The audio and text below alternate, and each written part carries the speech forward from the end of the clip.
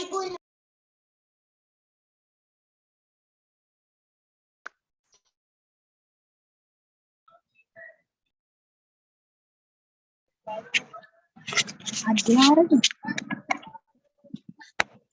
दुसऱ्यांचा आवाज येत नाही.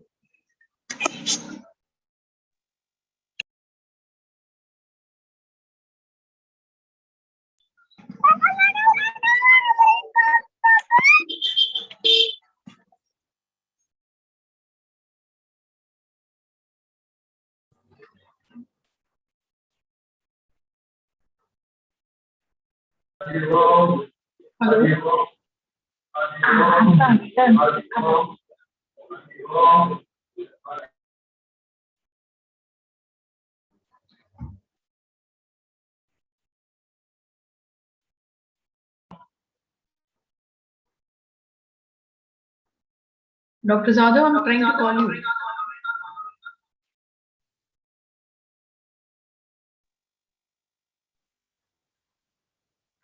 डॉक्टर जाधव यांचा आवाज येत नाही.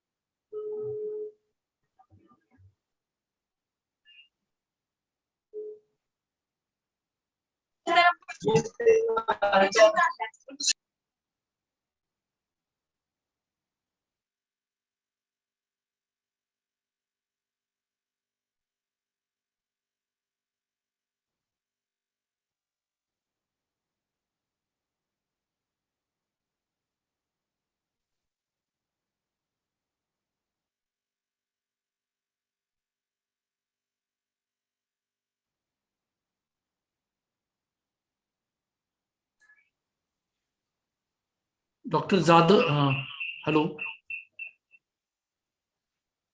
आवाज येत नाही. Dr. Zadav, we can't hear you. And should we start the meeting?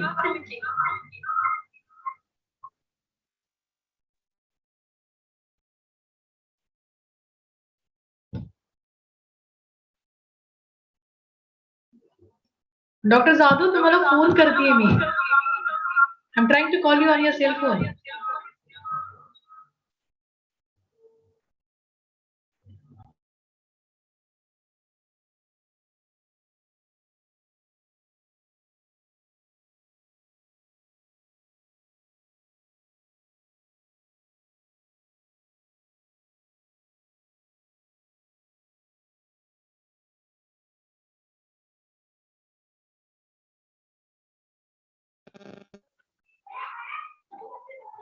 Hello,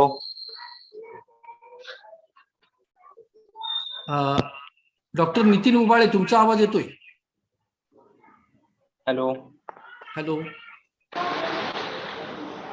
hello. हा, डॉक्टर नितीन उबाळे, तुमचा आवाज येतोय. Yes, good evening to all, one and all present over here. Ladies and gentlemen, we have organized this conference with a view that International Federation of Environmental Health started this one World Environment Health Day, and in this regard, we are gathered here in order to have a dialogue on the environmental issues and the issues related with the different aspects of the environment, like climate change, pollution, and such other issues. We have participants from all over the India and abroad also, and I would like to request Dr. Priya Sawant madam, who is our convener of the session, and she is a dynamic person having a international award-winning inspirational speaker, and she has transformational training experts with very dynamic and optimistic, multifaceted person. She started her career as research scientist in NR Chemicals, Mumbai, India, and later she did her job in Raptocas and Brett Limited, Mumbai. To introduce her, her elegance in the working with the senior scientists of the BARC Mumbai for developing expedient formulations. She holds master degree in analytical chemistry as well as industrial psychology, and she is an alumnus of Department of Management, IIT Delhi, and she has a collection of poetries like Kavya Trisha and Khwaish, and it has been well accepted by the readers across the different languages also. She has organized various number of on more than 25,000 individuals, and her work has been appreciated by different personalities and Dr. Nitin, तुमचा आवाज गेला. institutional in the education Hello, sector. Dr. Nitin. Yes. Voice is not coming. Hello. Ah, Is it audible? yeah, now it's okay. Okay. I shall start from the beginning of this session for the audience, knowing the audience. Hello. Good evening, ladies and gentlemen. Now gathered here in order to have dialogue on the international conference pollution. So today we have with us Dr. Priya Sawant ma'am as a co-convener of the program, and all of you are very much familiar that she is an international award-winning international speaker and transformational training expert with very dynamic and optimistic, multifaceted person. She started her career as a research scientist in NR Chemicals, Mumbai, and later in Raptocas and Brett Limited, Mumbai. She has worked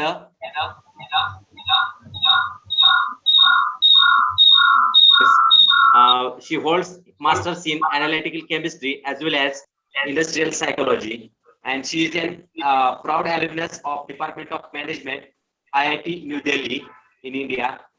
Her poetry collections like Kavya Trisha and Khwaish are well accepted by the readers. And, there are numerous workshops she has organized and had impact on 25,000 individuals.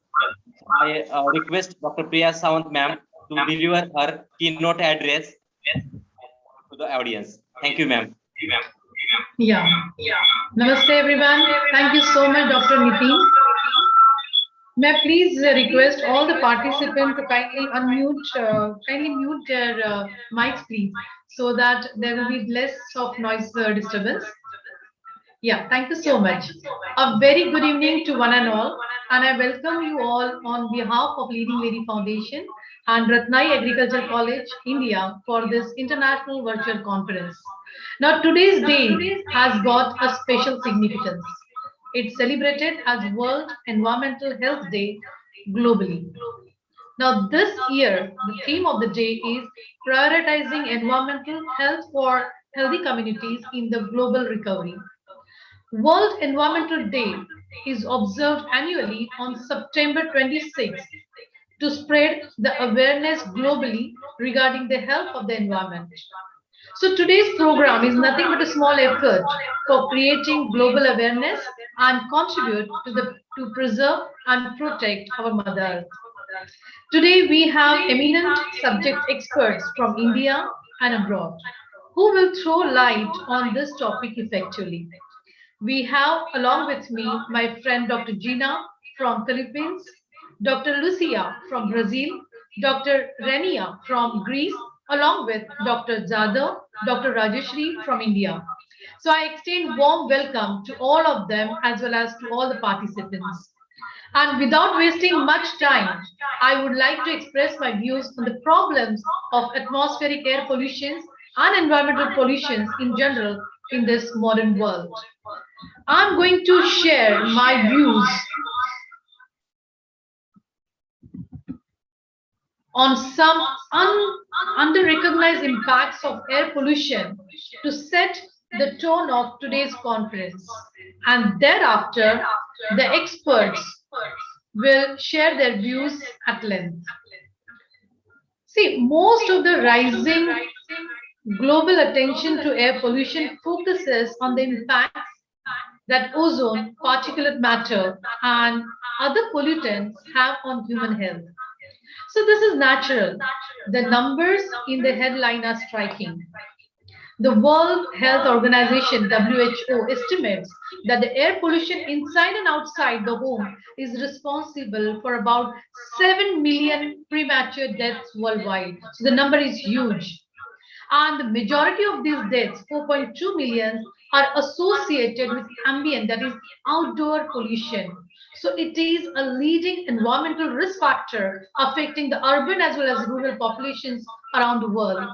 So growing public awareness of the health consequences is encouraging, but still we need to look at the bigger picture of what air pollution is doing to our planet and ourselves.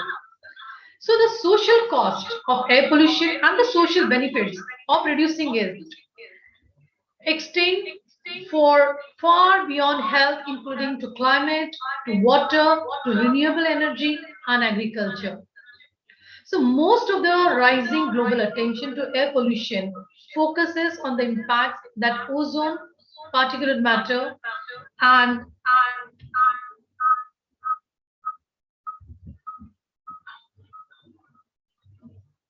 hello, am I audible? Yeah. See, most of the people, they know how much water they should drink, right? If I ask you how much water you must drink daily, so you can very well answer me, ma'am, 2 liters, or we should have 8 glasses per day. But do you know how much air you breathe? We never thought about it, right?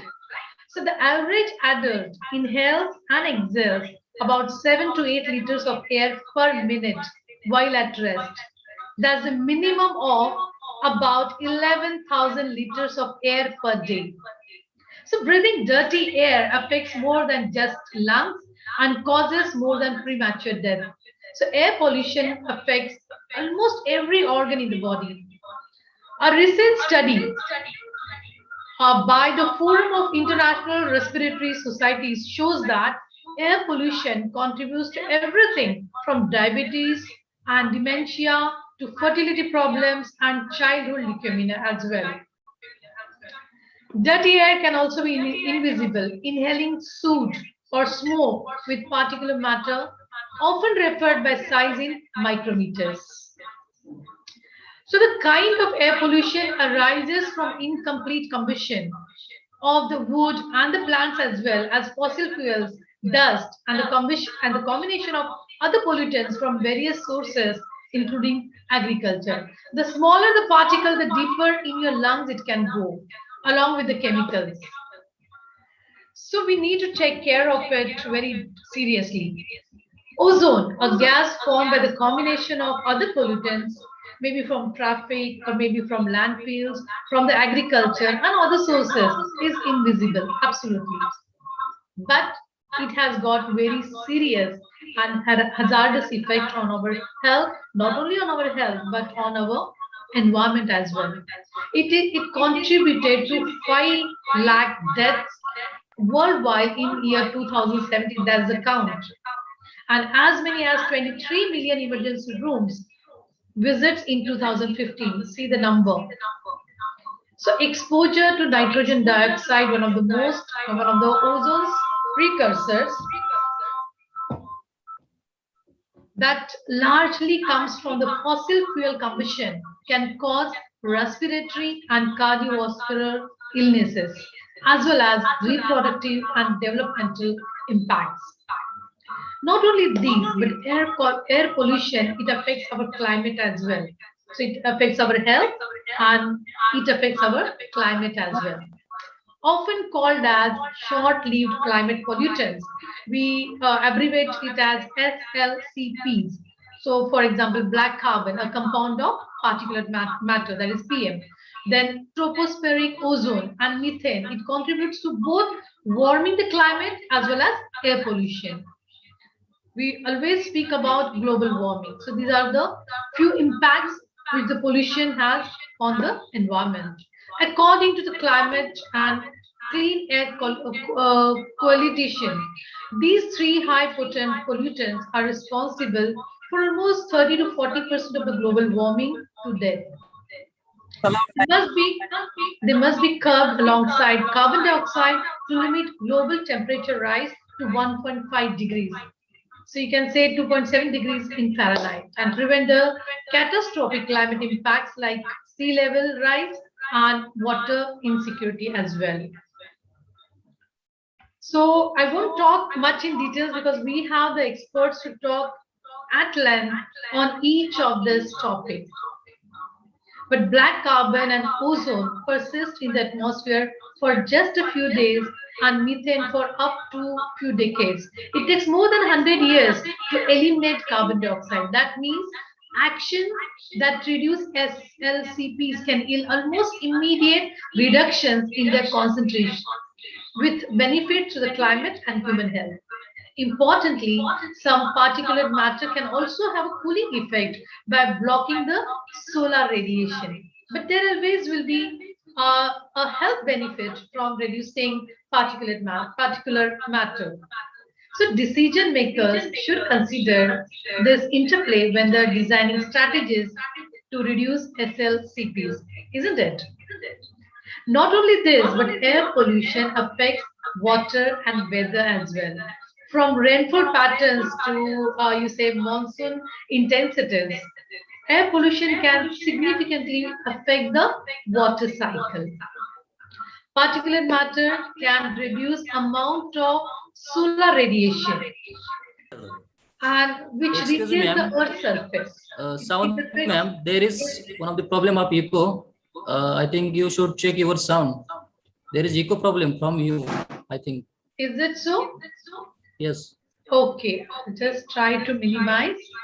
Can you please make me the co-host?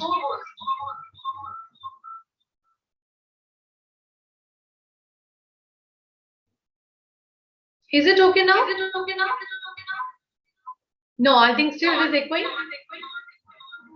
It is, yeah, echo is still there. Okay. I don't think I can do something from my end, but nevertheless, I think I should continue to save the time. Is it okay?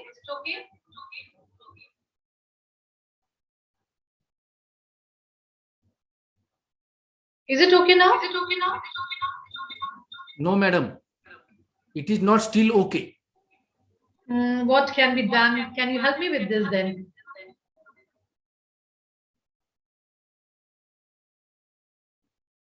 Do you want me to put the earphones? Maybe this can reduce the echo. Yeah, you put your earphone first. Hello, Huh. is it echoing now? No. It's right now. It's right. It's Okay, better? good. Better. Okay. Okay. Okay, ma'am. Continue. Okay, so Thank you. Yeah, thank you so much. Yeah. So we were talking about the impact of the air pollution. So changes in the intensity and the distribution of the rainfall in India and China have been linked to the particular matter pollution. Some areas experience from more rain than usual, and often in concentrated bursts, while others experience less. So there is a variation in the rainfall. So this particular matter, it also affects the trajectory and the intensity of the monsoon in Asia and have intensified droughts in China, North America and South Asia.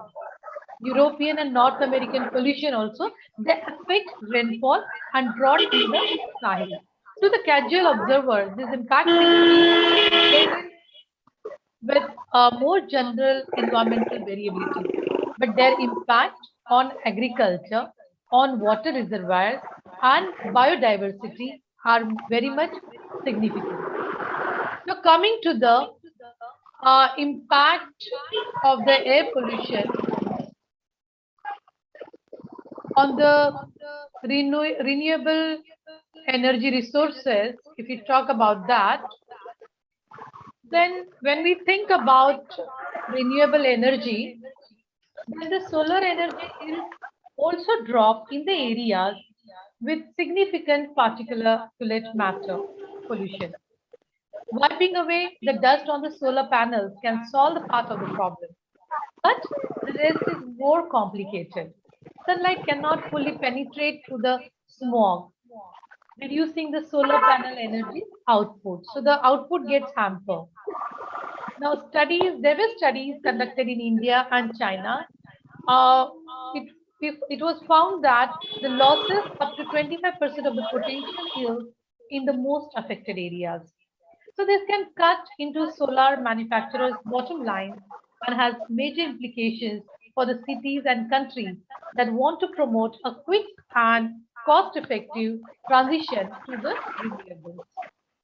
So overall pollution appears to cost the world about 11 GW of power annually, if we are to, talk in terms of the numbers. Not only this, but air pollution, it affects food and vegetation as well. If you talk about ozone, ozone can damage plant cells and negatively affect the photosynthesis, while particulate matter can reduce the amount of sunlight that reaches the plant and food crops. Now, in the year 2000, global yield losses due to the ozone amounted to 79 to 121 million tons, or you can say 16 to 26 billion dollars worth in today's price. So this included yield losses up to 15% for wheat and other crops. As ozone increases, as the amount of ozone increases, all losses do as well. So this type of pollution has caused massive damage to food crops in India. So what we need to think seriously is how we can minimize the ozone formation and other pollutants at the best of our capacity. We should put our best of the efforts to minimize the pollution. Clean air is critical. Okay. So while it's many and varied impacts may be daunting, we know how to reduce air pollution, right? And significantly, we must put our efforts to improve the air quality. I'll just take another 2 minutes. The benefits of reducing air pollution often far outweigh the cost, and air can improve much faster than most people realize. We put our mind and resources into it.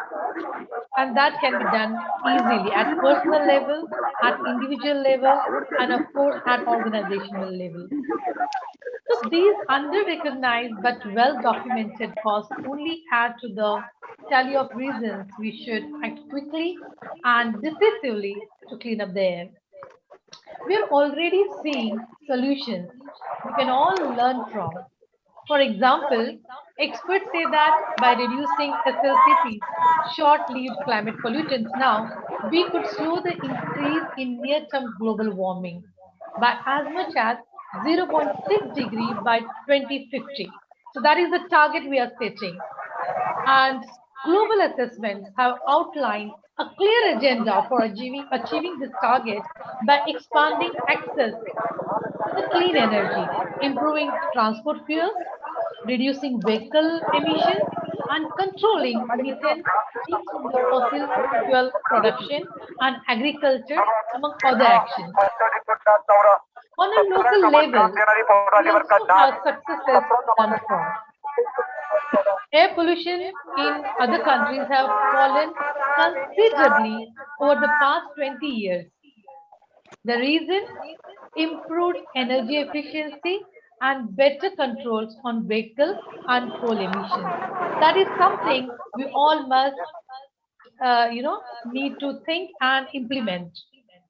A combination of investment in monitoring political innovations and collaboration between the regulatory and science communities in Mexico City helped diagnose the metropolitan area's pollution and reduce it since 1990s. The US Clean Air Act is responsible for reducing ozone by almost 22% and PM almost a 2.5 by almost 40% between 1990 till 2017. So demonstrating that the sustained efforts to tackle air pollution result in significantly cleaner air. So it is very much possible. So the question then, what is stopping us? We can clean up the air and we should all have a stake in it. Each one of us, we must take individual responsibility to, make an effort to save our Mother Earth. So clean air is a resource that affects our health, our climate, our food security, and much more than that. So we need to manage it well. So thank you so much, everyone, for listening to me patiently. And it was great to interact with you all and part of this virtual conference. Thank you so much. So I think each one of us must take an oath to make an effort to save Earth on this World Health Environmental Day. So thank you so much. Best wishes to each one of you. Thank you so much. Over to you, Mr. Nitin. Thank you.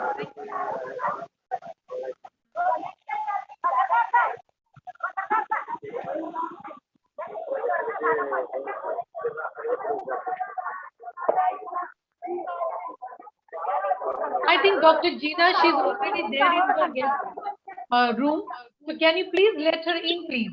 The next speaker is already here. And I think Dr. Lucia, Dr. Rania, they all are here. But Dr. Gina, she's waiting in the waiting room. Still there in the waiting room. Please someone let her in so that she can join.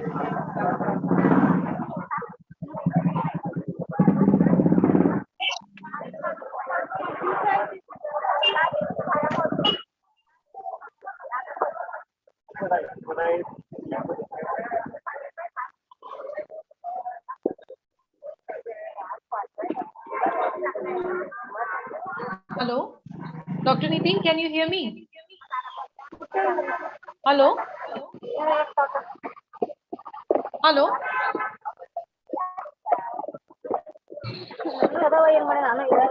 Hello, Dr. Nitin, can you hear me? Yes, ma'am. Yes, ma'am. I think Dr. Gina, she's in the waiting room. Please let her in. Okay. Just. Yeah.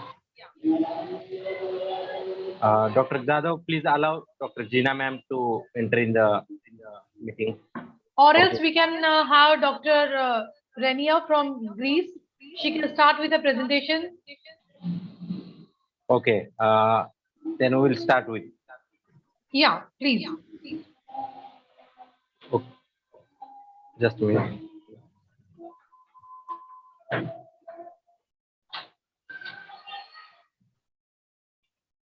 Can you hear me? Yeah. Okay, greetings from Greece. Today we're going to explore the topic of the crucial issue of global warming and climate change. I'm a global educator, STEM instructor, and I'm trying to adopt a more educational approach. I'm going to focus on practical issues on how to cope and tackle with these environmental issues. So may I share my presentation? Yes, of course. Is it visible now?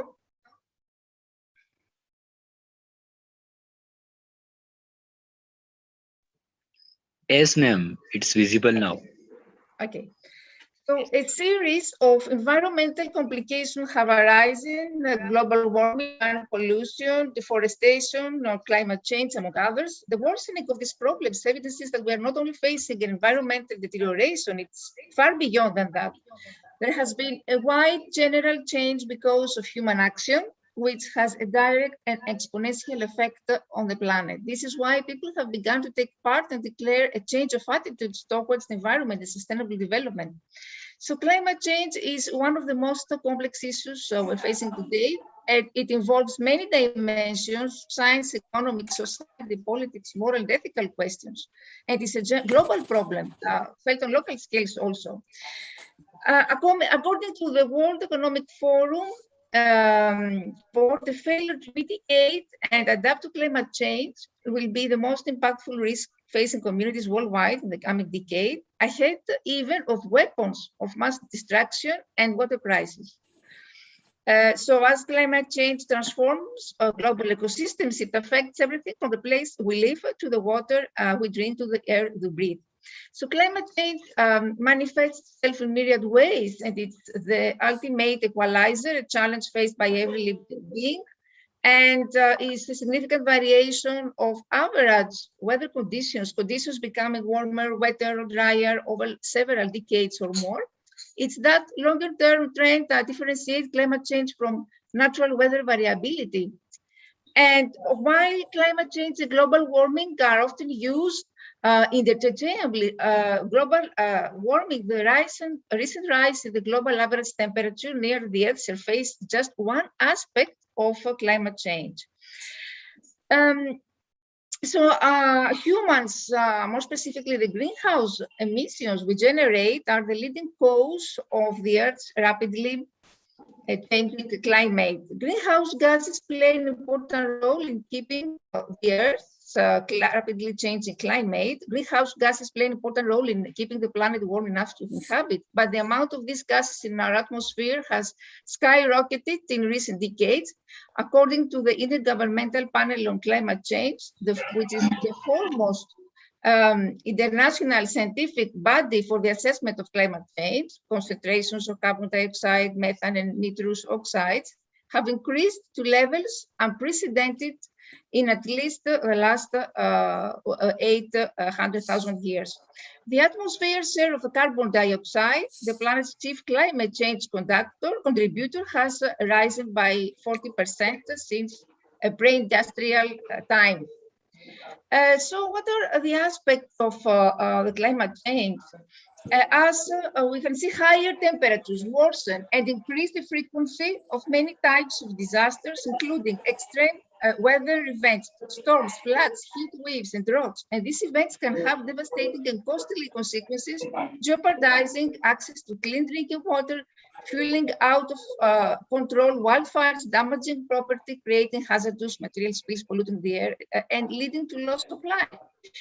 Dirty air, air pollution, and climate change are inextricably linked, with one exacerbating the other. When the Earth's temperature rises, not only does our air get dirtier, but there are also more allergenic air pollutants, such as circulating mold and pollen, due to stronger pollen seasons.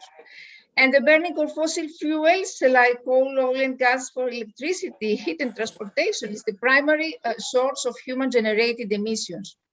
A second major source is deforestation, which releases sequestered carbon into the air. It's estimated that logging, clear-cutting, fires, and other forms of forest degradation contribute up to 20% of global carbon emissions. And other human activities that generate pollution include fertilizer use, which is a primary source of nitrous oxide emissions, livestock production.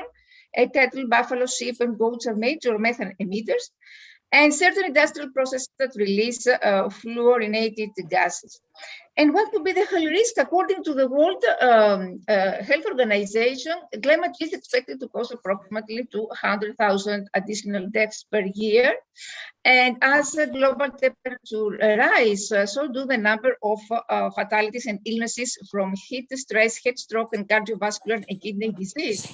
As air pollution worsens, so does respiratory health. There's more airborne pollen, mold to torment, hay fever, and allergy sufferers too. Extreme weather events such as severe storms and flooding can lead to injury, drinking water contamination, storm damage that may compromise basic infrastructure or lead to community displacement.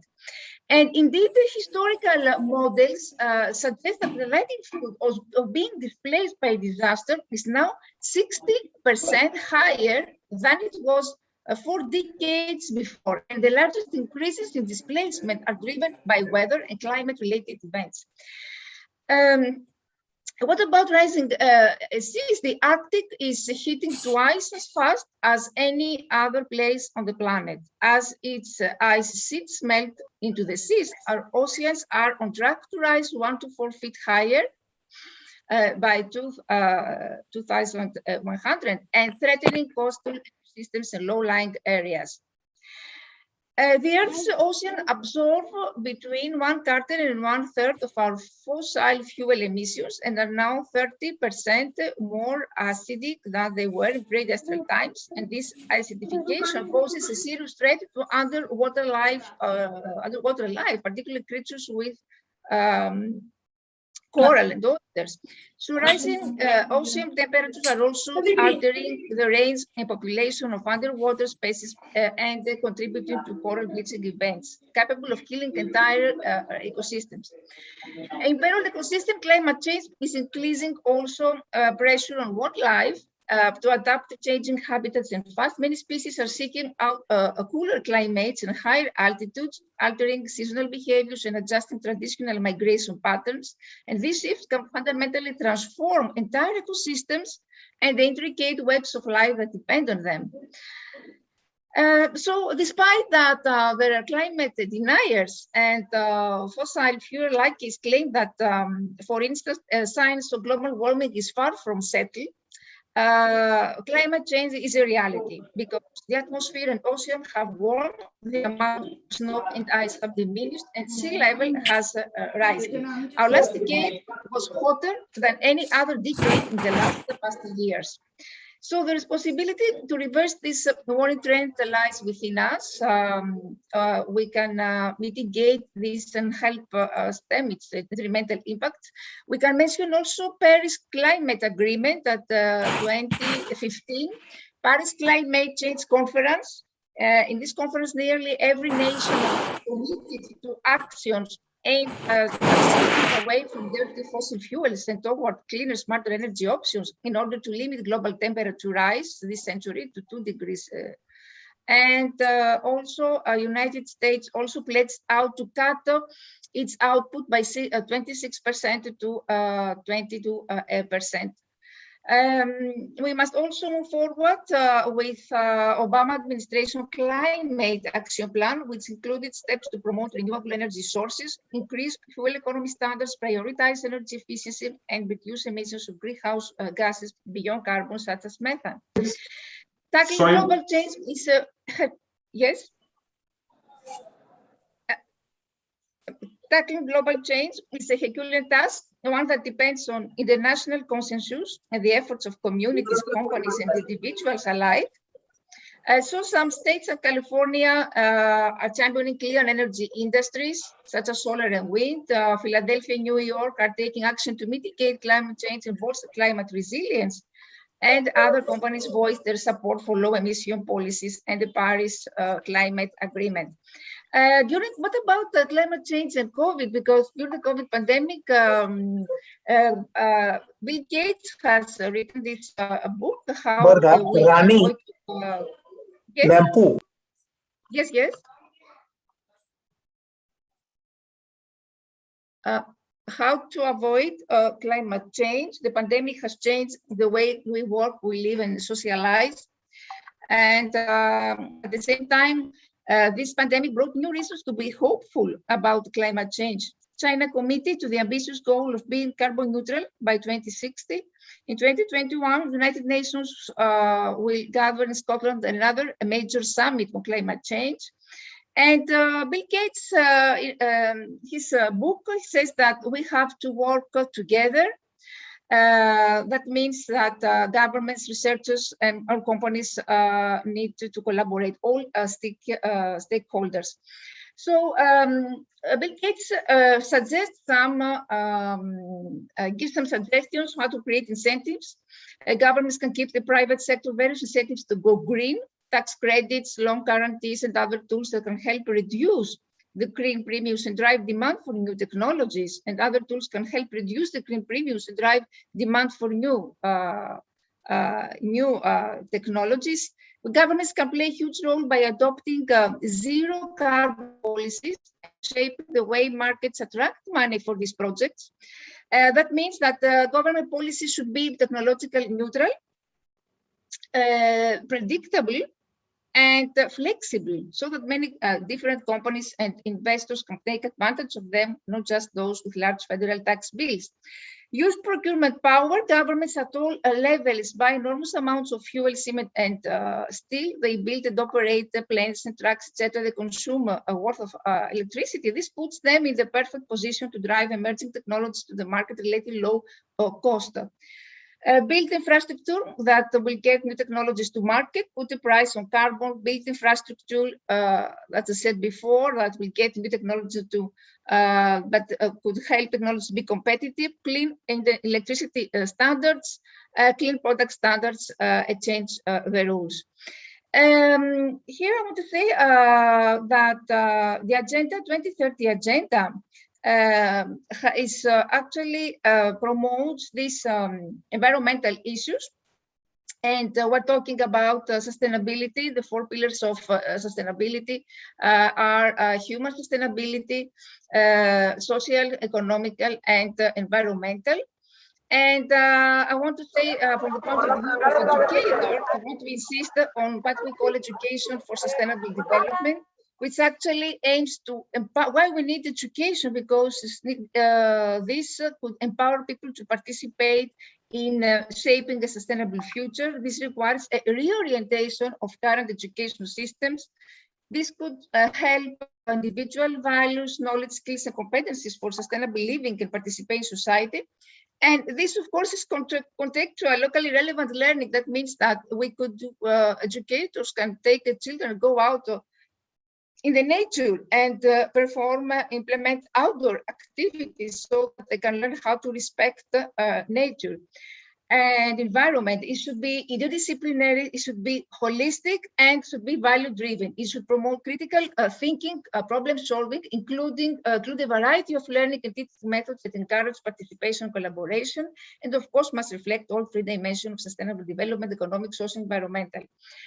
So this environmental education, which is, aims for a democratic society, inclusive society, and must be the guiding principle for both daily life of education institutions and in long-term planning. This requires everyone at schools, universities, teachers, researchers, pupils, students, school managers, parents, to discuss about how to best direct activities in order to support the development of a sustainable society. So environmental education has been a part of the curriculum of Western education for decades, but unfortunately, environmental issues are often undertaken in a fragmented manner. Therefore, we need a more comprehensive approach. We need an environmental framework, educational framework. That means we need environmental literacy. And here it's interesting to say how STEM education can be combined with environmental education. Environmental literacy depends on learners' ability to ask questions, to seek information, develop answers. So learners must be familiar with inquiry-based learning, master fundamental skills, synthesize information. We can see here all these skills that children could develop through this environmental literacy, questioning, design, investigations, etc. And how in the end they can learn how to recognize rights, responsibilities, recognize efficacy, accept the personal responsibility and civic responsibility. I'm a STEM instructor. I'm working with the Greek Ministry of Education, where I write the STEM projects for Greek schools. And STEM projects actually focus on inquiry and student-led investigations through open-ended real-life problems and hands-on activities that empower students to become out-of-the-box thinkers and creators. And STEM education reflects the 4 C's: creativity, critical thinking, collaboration, and communication. STEM educated students are problem solvers, innovators, inventors, reliant, logical thinkers, technologically literate. And my recent project during the COVID pandemic was this one, the contribution of technology to our health. And this program actually we created a miniaturized model, and we examined the nuisance factors. And the use of technology we used was Arduino, STEM, other STEM technology. Here in Greece, I have launched a new project which is called SOS, which is Climate. It is going to be launched in all primary schools here in Greece. Here in this academic year, it's targeted to primary schools, and it's a disciplinary approach. And the originality of this program I wrote is that it combines environmental education, STEM education, and art. Here is the thematic axis for students: climate zones of the earth, natural actors that affect climate, anthropogenic factors. Students will learn about, will get acquainted with various ways in which humans intentionally affect the earth's environment. They can have the opportunity to experiment, create, and collaborate to be able to solve authentic problems, to express themselves artistically, because we integrate arts also in STEM education. We're talking about STEM, the new trend in education. Students will learn about the factors that influence Earth's climate, will get involved in authentic problem-solving processes. With STEM education, students should give the solution. We don't give the solution. Students should give the solution, and cultivate at the same time their skills. Example of activities that have integrated in my program is, for instance, children can experiment to simulate weather phenomena that occur in Greece and other places using simple everyday materials. They can measure temperature, pressure, humidity, or other weather parameters. They can build a mini meteorological station, and also have included mythology and art. So through this program I wrote, I think because I insist on practical ways, okay, we all know about the theory of climate change, but what we can do about it, I'm trying to sensitize teachers and students about the phenomenon of climate change, to cultivate the concept of active citizenship, and to see how students can realize that they are responsible of their own actions. Apart from this, I'm the founder of many international STEM projects, humanitarian projects that implement mostly in Africa and Asia, and are based on sustainable development goals. My recent one was also about COVID. For all these programs, I have received over 100 awards, and I was selected among the best teachers in the world with the Global Teacher Prize and Global Teacher Award, and also as a global icon. Thank you very much for your attention. If you have any question, I am at your disposal. Thank you, Dr. Rania, for your nice presentation and enlightening the audience. We are very much thankful. Hope the audience will get connect with you if they have any queries or doubts. Thank you very much for sparing your valuable time and sharing your thoughts regarding the climate change and its concerned effects and the strategies to be made in the near future, so that we could be able to cope up with the challenges and make the greener technologies in use. Thank you very much, Rania. Yes, I forgot to say that the role of universities is very important, environmental education, the role of universities also. Yeah, surely. Thank you very much for the enlightening the audience. Now, I would request Dr. Gina Alcoriza from Petrido State University, Philippines. I would like to introduce her.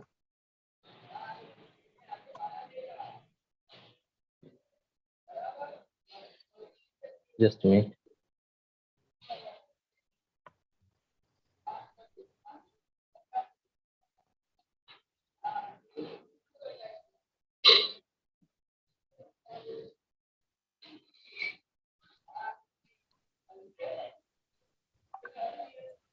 So I think the screen is visible to all the participants. Hope so.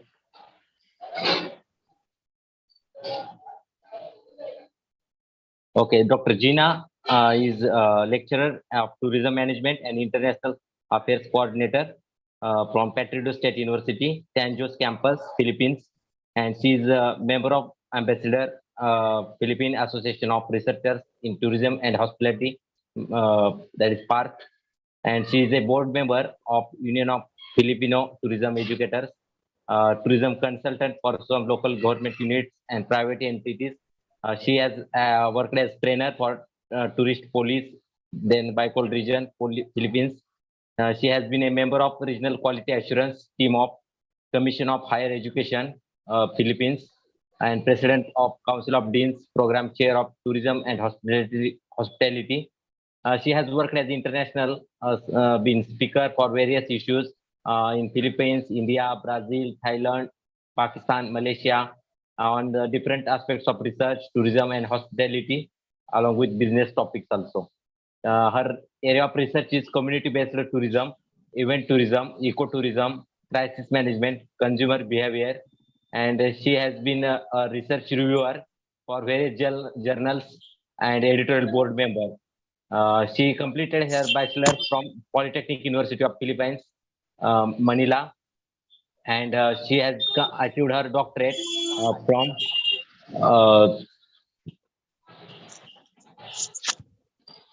achieved doctorate her doctorate from the university that in the Philippines.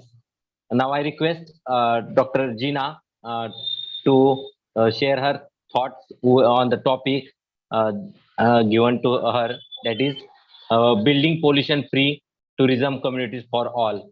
Thank you, Dr. Gina, for joining with us.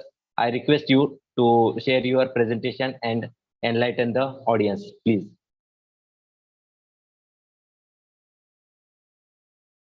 Hello, Dr. Gina, please.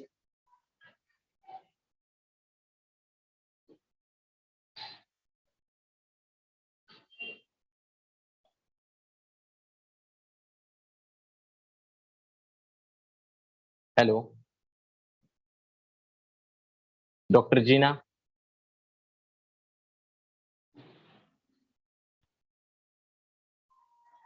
Hello.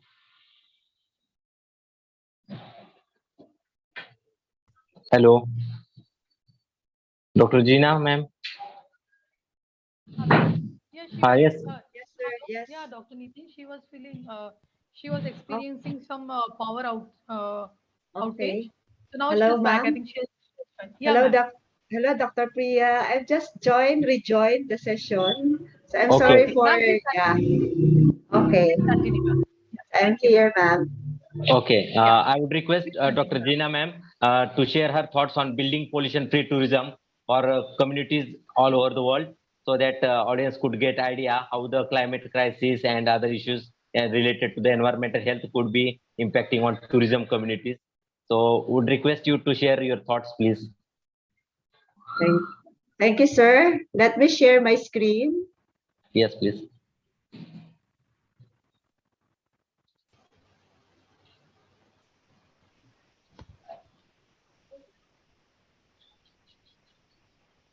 So may I check if my screen is visible to you? Yes, yes, it is visible to all the audience. Okay, so good evening, everyone, to the students and to our colleagues who are in the session. So before I start, I would like to thank you, Dr. Priya, for giving me the opportunity to be part of this international conference of pollution, a global threat. And I would like to say hello to my friend, Dr. Beatriz from Brazil.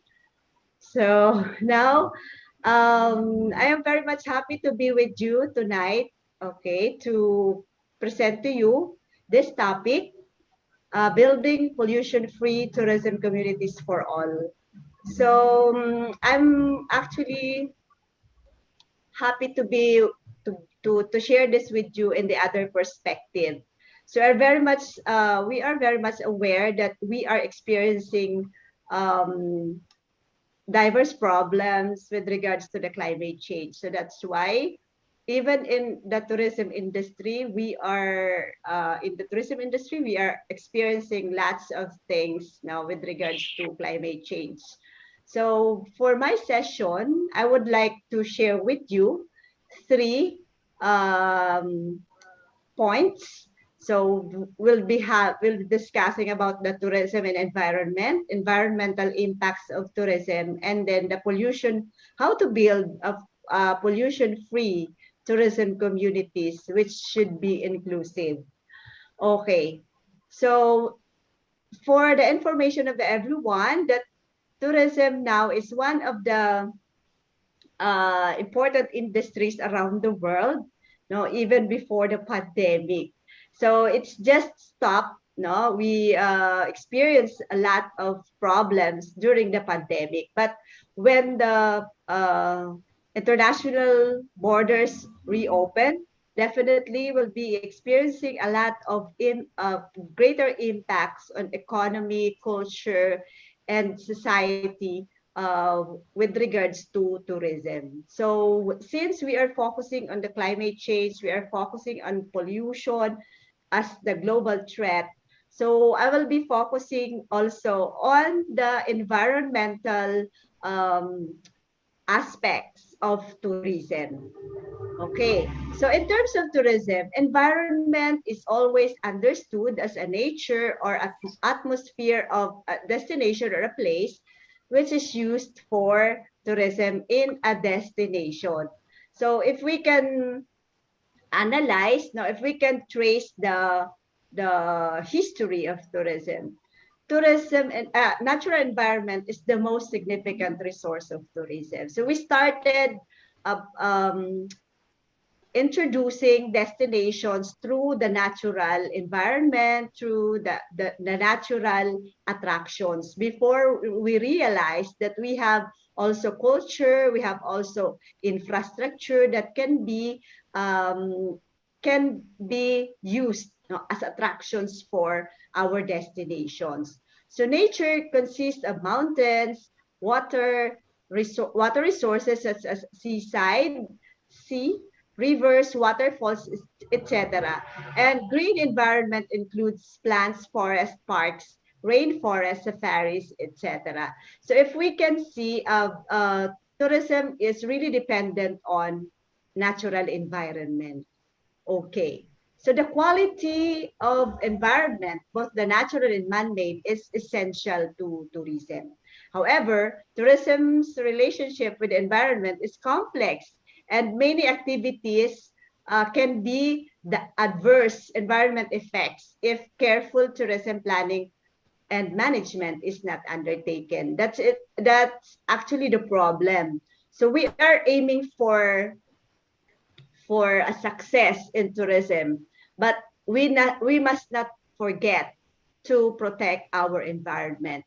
So with regards to the positive impact for the benefits of tourism to the environment, we have such conservation of natural and built resources. So because of tourism, so people are aware of conserving the natural and built resources. So say, for example, preserving the natural parks, the ancient monuments, and then improving the general environment of a destination. So say, for example, tree planting or having such a natural park, conserving the environment, no, for the purpose of tourism.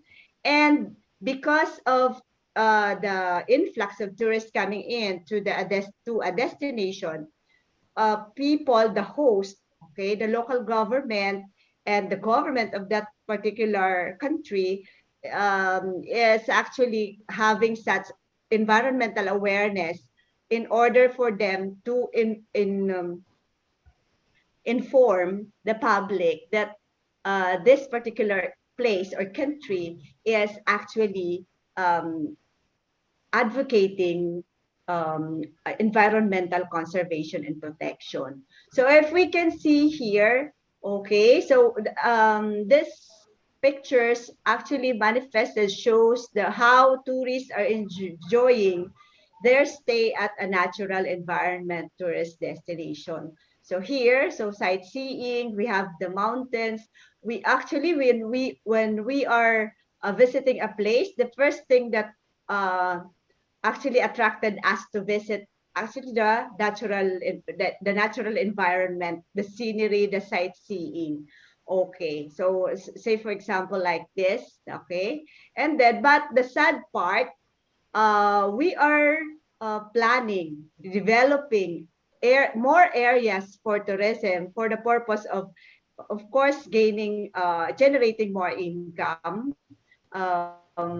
for social transformation or maybe cultural benefits. But of course, we have to consider also the not favorable effects of tourism.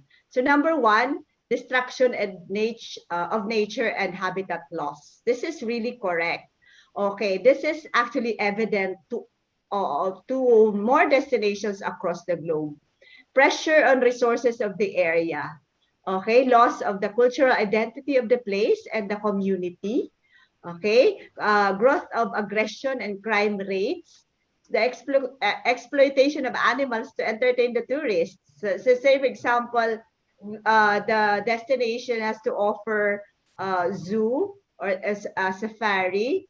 Okay, so definitely the operator may use animals, to entertain people. Okay, so it's somehow an exploitation of animals if we cannot handle it very carefully. So congested of human and vehicle traffic because of the greater mobility of people, and then increased prices on goods and services, dependence on tourism, increased pollution. So this is it. More plastic, noise in the cities, okay, urban areas, lights, okay, and sewage, okay, destruction and historical monuments and natural landmarks, okay. Most particularly the natural landmarks are actually distracted because of the development of resorts, hotels, like that. Okay, so these are the common problems, okay, in more areas around the globe with influx of tourists coming in, so to those destinations. So we have cruise ships now visiting different places, but definitely they actually impacted also, or they affected also the habitat of the sea creatures. Okay, and then the plastic, that the population through the ocean, the seas, or even the rivers. Okay, then so over 1 trillion plastic bags, okay, are used every year worldwide. Okay, so we have that data. Every square mile, okay, of the ocean has about 46,000 pieces of floating plastic. So this is the reality nowadays. So it's not solely because of tourism, but one of the contributors of those waste materials or waste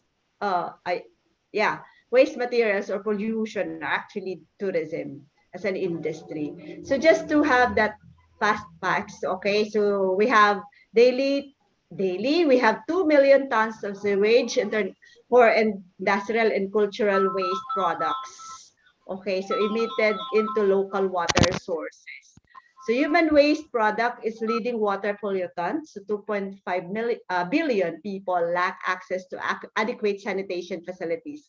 So only 44% of the wastewater for industrial, cultural, human is treated and reused.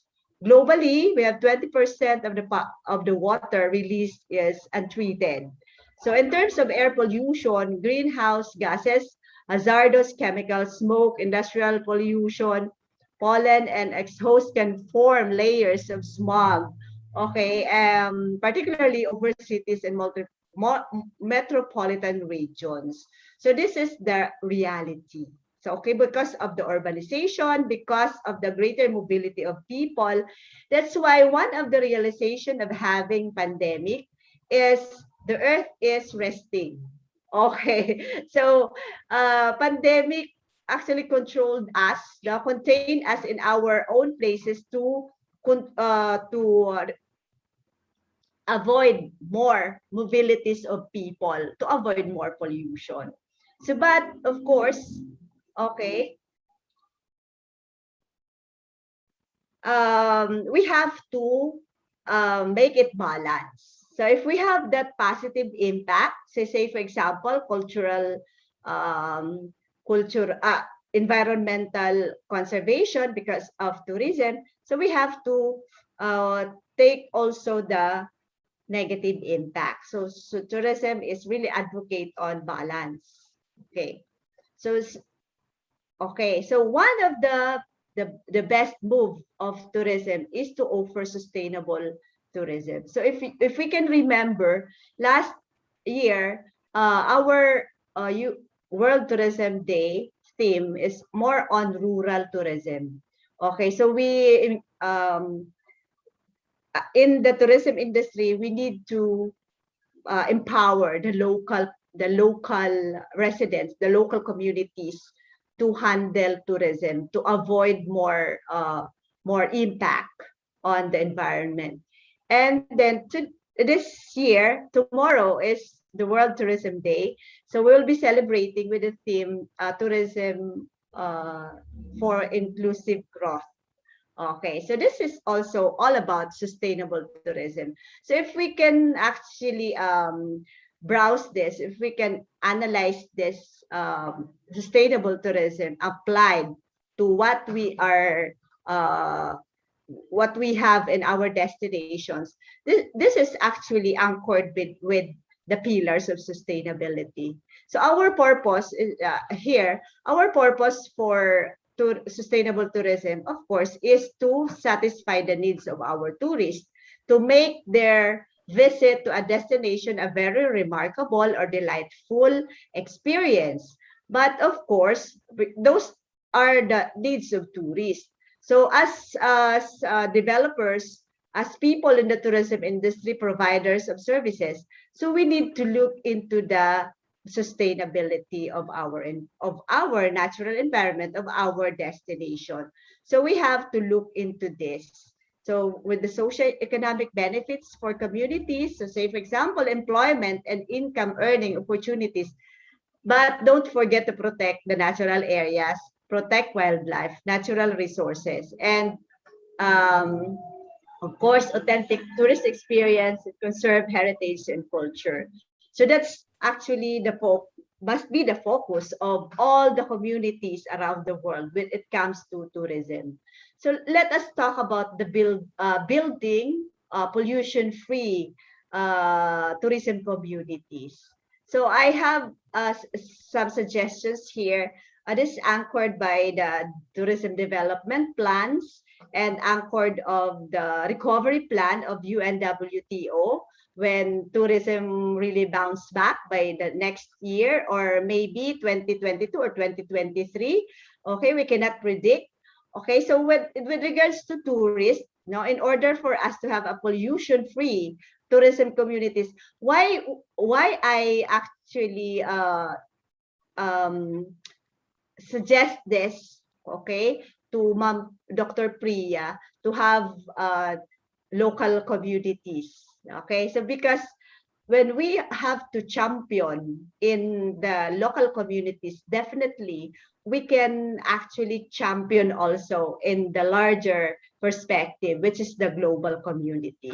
So we have to start with the basic. We have to start with our own families, and we have to start with the smallest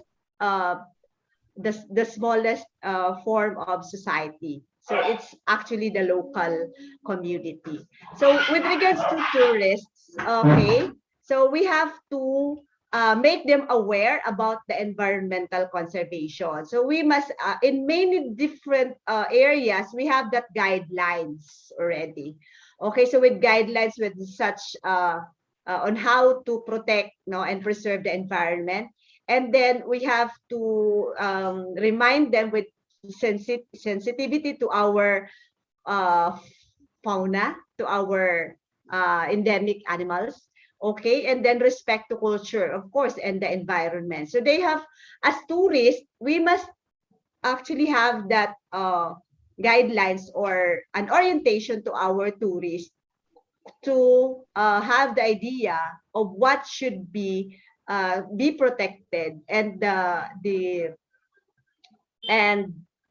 environment, no, included in that particular destination. So for the local residents, most particularly, the local residents should be empowered.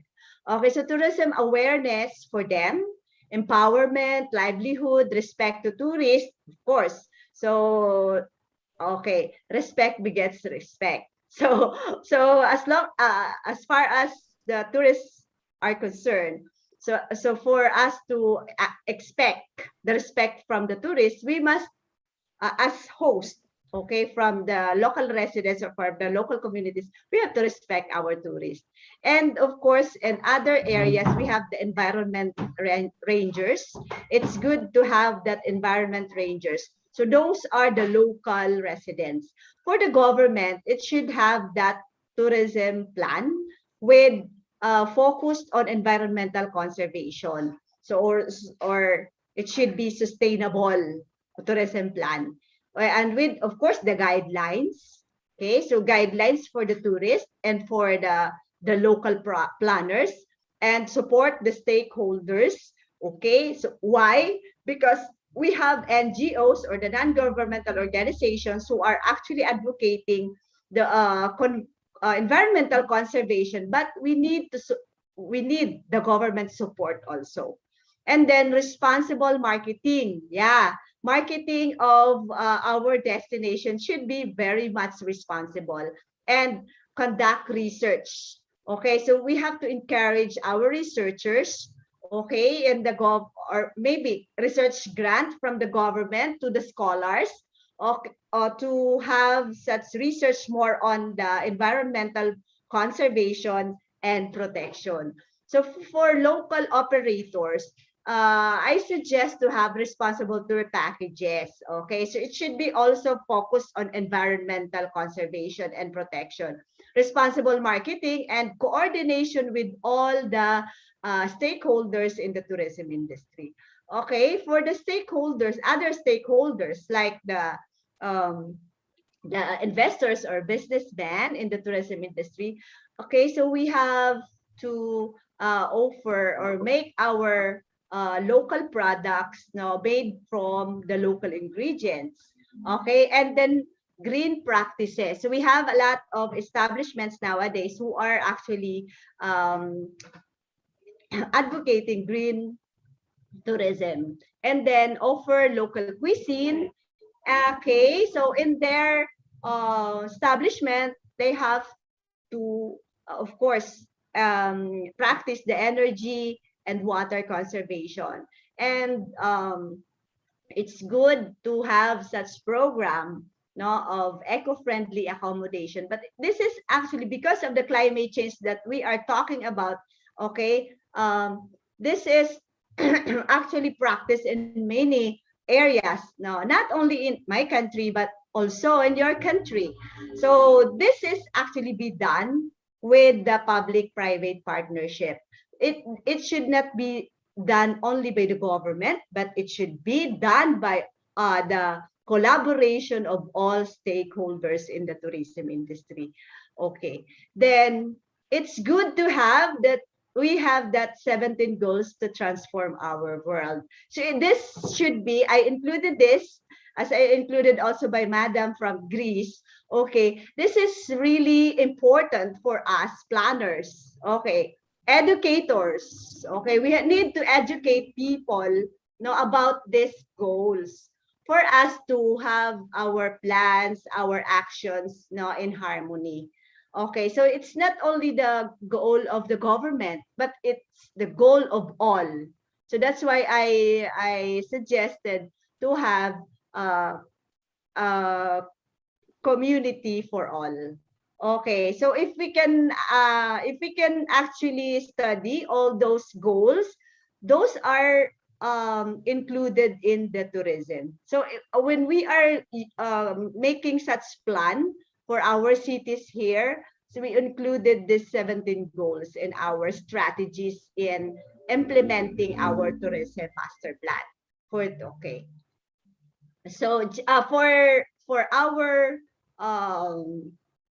to have a pollution-free tourism communities, I suggest to have this theme or thematic types of tourism. So we have ecotourism, geotourism. This is all about the community. Community-based tourism, it's more on empowerment of people and with the greater protection to our environment. And we have responsible tourism, so that we all visitors are actually aware of how to be more responsible as they visit a destination. And alternative tourism, soft tourism, because we have to make it now a lesser impact to our environment. Okay, so this is actually my shared perspective to you to boost pollution-free tourism communities. So we must always be in our minds our advocacy on people, planet, and prosperity. So our plan should be environmentally focused. So we must have that sustainable development plan for 5 years, 10 years maybe, and with a technical team with support from agencies. What about for the implementation? Okay, so we must have the tourism councils that compose the local residents or the local stakeholders in your community, and then the local residents itself. Okay, so they must have that participation in your planning and the implementation of your plan, and then monitoring and evaluation. So I suggest green tourism because we are talking about environment. Okay, go local. Okay, so prioritize the local people, okay, and then empower them, then make it more inclusive for us to have a pollution-free tourism communities for all. At the same time, okay, we have that aim of having more visitors arrival, tourism investments, tourism receipts. Okay, tourism receipts are actually the income of our government from tourism. This is really good because it really helps us, okay, alleviate from poverty or to solve our problems, economic problems. And then more jobs, of course, more tourist arrival, more investment, more jobs. And it should be more income. Okay, so if we can have this pollution-free tourism communities, this should be sustainable. And we can promise still that what we are experiencing now may be experienced by the next generation. So that's actually our, in our generation, that's our goal, supposedly. That's the future of our children, of the next generation, depends on us as educators, planners. Okay. So this is actually a shared example. So we have this. It's a UNESCO World Heritage Site, no, in my country. This is located in Palawan. So daily maximum tourist here is 1,200. So we earned in 2019, we earned 108 million pesos. This is solely for this particular destination. So okay, so why we have this sustainable tourism here? Because we introduce here community-based tourism. So this is a protected area. Okay, so we call the province now where this particular destination or attraction or site is located as the last frontier of the Philippines because of its natural resources. Okay, so before I end my presentation, I would like to remind everyone, this mountaineers grid. Creed, sorry, I'm sorry. It's Mountaineers Creed. So don't forget, my dear students, and colleagues, when we are having our visits to our destinations, leave nothing but footprints, take nothing but pictures, kill nothing but time. Okay, so that's actually the, if we have that mindset, definitely we'll be having such sustainable tourism and more responsible tourism. Okay, so for that, I would like to thank you all for listening, and thank you, Dr. Priya, for this opportunity. So before I end, I would like to invite you all, when the situation is okay, please visit us, no, in the Philippines. Okay, so I'm in Legazpi City actually, but I'm teaching in the other province of our region. Thank you so much. Great session, Dr. Thank you, Gina. Thank you so Dr. much. Gina. Hello, Dr. Thank you, sir. Dr. Gina, very much thankful to you for sharing your valuable insights in relation to the building pollution-free tourism. And as all of us very much know that in the recent scenario of the climate change, we are tackling with the air pollution and other types of the pollution, so that the things could be made with the green environment, and with the tomorrow generation with the healthy and wealthy ecosystem that could be brought. And you have nicely pointed out the impacts of the sustainable tourism with inclusive aspects of the natural environment, healthy communities, and economically viable tourism. That are the essential things that one should focus on. And your inputs will surely have enlightened the participants and gain some things that one should change in his or her day-to-day lives, that so that we could make our earth more greener, more economically and socially and sustainably stable in the coming days. Thank you very much for joining with us and sparing your valuable time. Hope so in the near future, participants will get connection with you if they have any queries related with you, your topic. Thank you, ma'am. Dr. Nitin, sorry to interrupt. I think there is one question for Dr. Gina. If you read it out, she will be able to answer that. There is one question I'm able to see on the chat box. In the chat box. Ma'am, there is one question that a blue tag which is given to the coastline tourism places, how they can play a role in minimizing pollution. Okay, so please ask, madam. The blue tag. Yeah. Yes.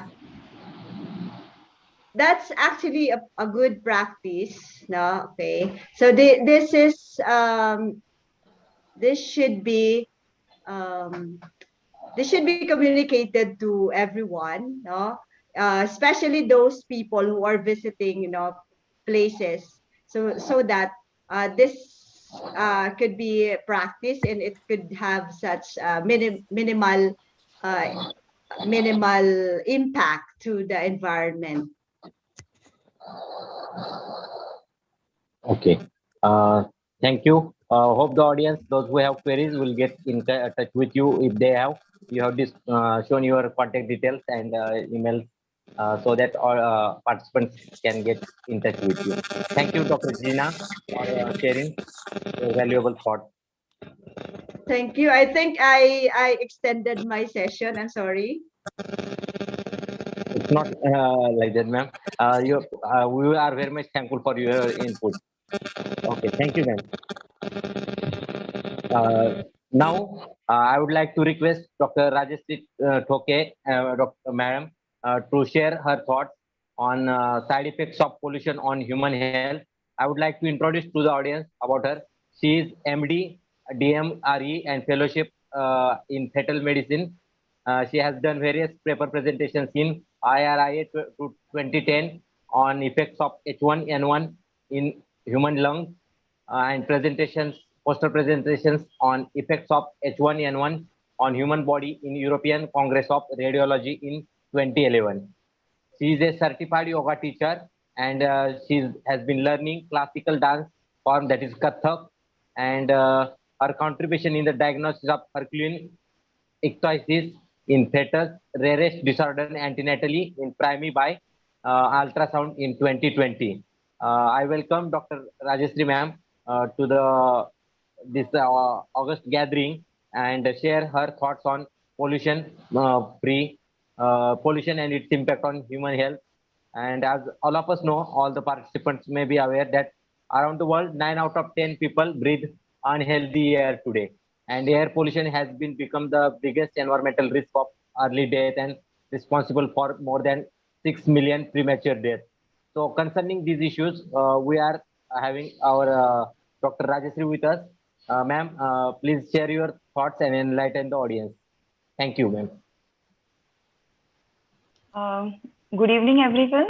I'm Dr. Rajeshri Thuke. First of all, I would like to thank Ratnai College of Agriculture, Accruze, and Leading Lady Foundation, Mumbai, for giving me an opportunity to talk in this conference. So I would like to share my screen. Is it okay? Shall I share the screen? Yes. Is it visible? Yes, it is visible, ma'am. Okay.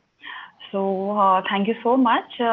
My topic today is the effect of pollution on human health. So we have been studying, listening, learning about the types of pollution. The most common ones are, as I said, air, water, soil, and sound. Air and water are the basic needs of our day-to-day life. And as Dr. Priya has rightly said, you can't control the air you breathe. And in this COVID-19 era, we have been using our mask continuously, and we have been seeing how difficult it is to have, a fresh air, air free of all pollutants and microbes there. So this, whatever the kind of pollution actually, may it be air, water, sound, or soil, or some other type, it is going to cause a hazardous effect on human health. Either they can be immediate one, or the delayed effects. Immediate effects are in the form of some kind of acute infection or asthmatic attack or something like that. Delayed are the ones which we able to know after some retrospective studies. Yes, this effect on the body is because of this kind of a pollutant or a pollution or some sort of a infection. Also, these pollutions, they have a direct effect on our human body, and some are having indirect. I mean, as in a course of time, when I'll progress towards other types of pollution, you will come to know what are these indirect effects on human body. So let's first talk about effects of air pollution. Priya ma'am has already spoken about what are the causes like ozone, particulate matter, sulfur dioxide, nitrous oxide, and benzopyrenes, and some kind of particulate matters which are there in the environment. And the first and the most important system which is getting affected is the respiratory system. Our lungs are going to get affected because of air pollution. It's going to cause acute asthmatic attack, which if not treated properly, are obviously going to end up with chronic pulmonary diseases, emphysema, and lastly, the worst thing is the lung cancer. Along with our lungs, yes, it's going to affect our heart, our central nervous system in the form of fatigue, anxiety, causing some skin damage. Also, because of air pollution, our eyes and the mucous membrane, they also get some kind of irritation and start with some kind of allergic symptoms. Even our musculoskeletal system, intestines, they are going to get damaged. And now studies have also said that almost all these various types of pollution in some way or the other are going to harm the reproductive system. And because of that, we are seeing that the number of patients with kind of secondary infertility or primary infertility have been increasing nowadays. So let's move on to water pollution, as 60 to 70% of our body is composed of water. And so as our Mother Earth is covered with 2/3 of water. So water forms an important element in our body. But it is being seen that water is contaminated because of sewage and the domestic waste, insecticides, pesticides, detergents. There is thermal pollution, which is also a part of water pollution. And it's obviously it is going to affect the human body, because almost 2 billion people, they drink from the source that is contaminated with feces. 3 million of the deaths occur from water pollution, and most of the mortality is occurring in the kids which are under 5 years of age. So as I said, the pollution has some immediate effects on the body and delayed kind of effect on the body. So the immediate effect, they are because of sewage and the domestic waste which are being thrown into rivers and water bodies. They are going to give rise to pathogenic microorganisms, helminths. They will give diseases like cholera, typhoid, dysentery, and similarly, these are the acute and the immediate kind of effects we are going to see. Also, these industrial discharges, they contain lead, arsenic, mercury, and cadmium. They are being released into water bodies, and they give us a delayed kind of a effect on the human body. So in that, the lead is the major one, and it causes kidney and the liver damage. It's a basic effect. Basically, it affects small kids. It affects their hematopoietic system. That's the blood forming system, even their central nervous system, their cognition is being impaired because of anemia, and finally the growth is impaired. Arsenic, as you all know, it's kind of a slow poison. It remains in the body, slowly destroys the body, your gastrointestinal tract, and causing lung, and also if it remains in the lungs, it causes the lung cancer. Cadmium is having a detrimental effect on the kidneys, on musculoskeletal system, affecting the bone formation.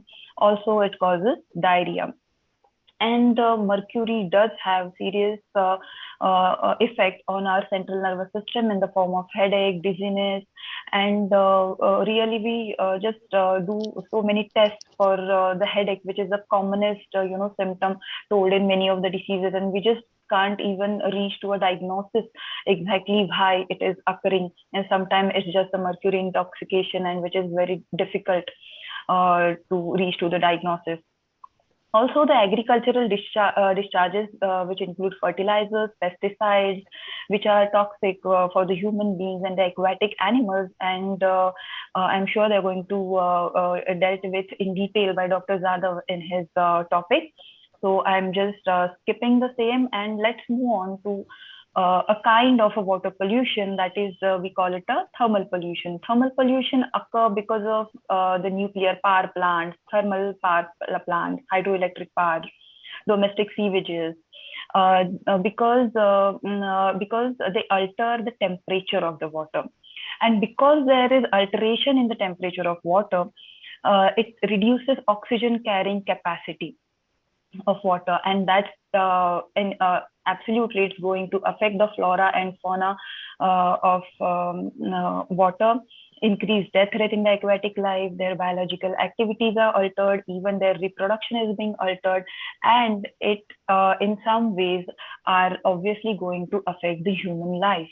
Also, the altered water quality and the viscosity because of this thermal pollution, it increases vapor pressure, and again, it adds up in global warming, acid rains, and many other things.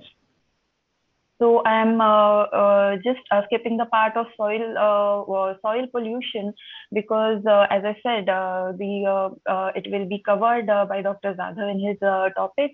I'll just like to talk about, because of the soil pollution, so many detrimental ingredients are being held up in our body. They can't be just easily excreted. There is adulteration of food happening in some or the other ways, and the effects on the human body are, though some are immediate, like diarrhea, infections, and headache, vomiting, all related to gastrointestinal system, but there are still some effects which are under studies, that even deposition of such pesticides and chemicals, they are going to cause some or the other types of cancers in the body. Yes, it is still under study. So let's move on to noise pollution. Noise pollution, noise is being, it's a displeasing noise which is being created by humans, animals, or the machines, like traffic, aircraft, in the industry, some engineering works. This noise pollution also does have effect at the various stratas in this environment, like birds are getting affected on the earth, we humans and animals are getting affected, and yes, under ocean the aquatic animals are getting affected because of this noise pollution. As I said, the immediate effect of noise pollution, patients come with sudden hearing loss. Their eardrum is sometimes get perforated. Their blood pressure increases because of the anxiety. They are having stress and a similar type of symptoms. If not treated in time, it can lead to permanent hearing loss, high blood pressure, sleep difficulties, insomnia, causing stress, and altered brain chemistry. As I just now said, that the sound pollution not only affects the human body, but the poor birds and the mammals and fish in the ocean. This noise pollution, it basically causes a hearing loss in dolphins, porpoises, and even whales. And because of that, it is difficult for them to communicate with each other or to look for their prey. So just imagine what would be their condition.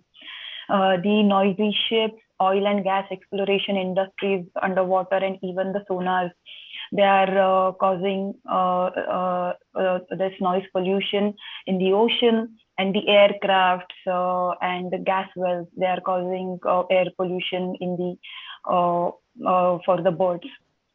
So all these things are created by human, and the poor animals and fishes and all other flora and fauna, they are just trying to adapt with our man-made this pollution. So basically it's our duty to not only for our benefit, but the benefit of whole nature, we have to have some control over it.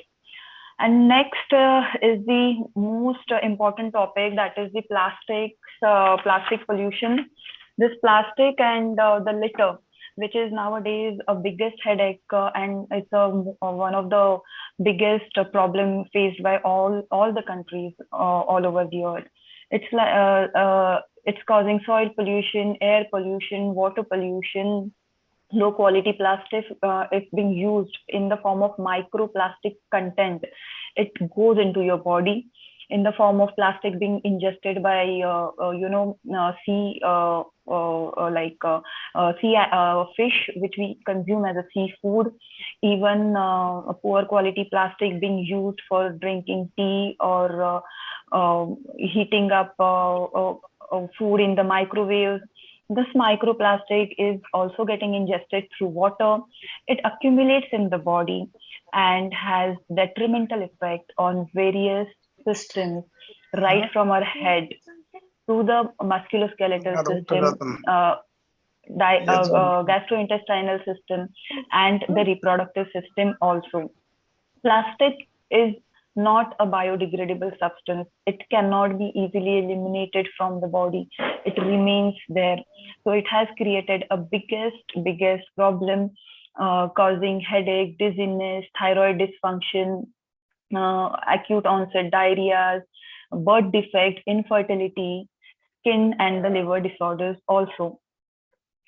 The litter along with the plastic, it has created a good habitat for the growth of unwanted pests and the bacteria, and obviously they come up with end up with water pollution, giving rise to many waterborne diseases and even skin diseases, gastrointestinal tract diseases, and it is thus very much important to stop this plastic and litter in the environment. Now, I would like to put some light upon few other types of pollutants there in the nature, which are less commonly heard of or talked of or known to. Many of you must be knowing about it, like radioactive and electromagnetic pollution, and light and the visual pollution. One by one, we'll come across each of them. It's the radiation is there everywhere in the universe. Like universe is the energy. It's a fact of life. It's all around us, within us. So we just can't get rid of the radiation, and the electromagnetic waves, they are being produced by this radioactive substances. It's there, present everywhere, and it's a double-sided sword. Why is it a double-sided sword? Because it has some diagnostic and therapeutic properties, and along with that, if it's being used in excess or a person gets exposed to the same in excess, it's going to cause some detrimental effects, and these are really, really long term. I'll come to it in some time just now. So these electromagnetic radiations, they are produced as a form of natural background radiation. It can be because of accidental radiation pollution, because of explosion of a reactor, or even the workers in a radioactive reactor or a radiotherapy unit, they have been exposed to these radiations, and they can catch up with the adverse effect of the same. So the sources of this radiation pollution are like nuclear explosion, mining, defense weapon production, computers, TVs, or cell phones, and all similar things.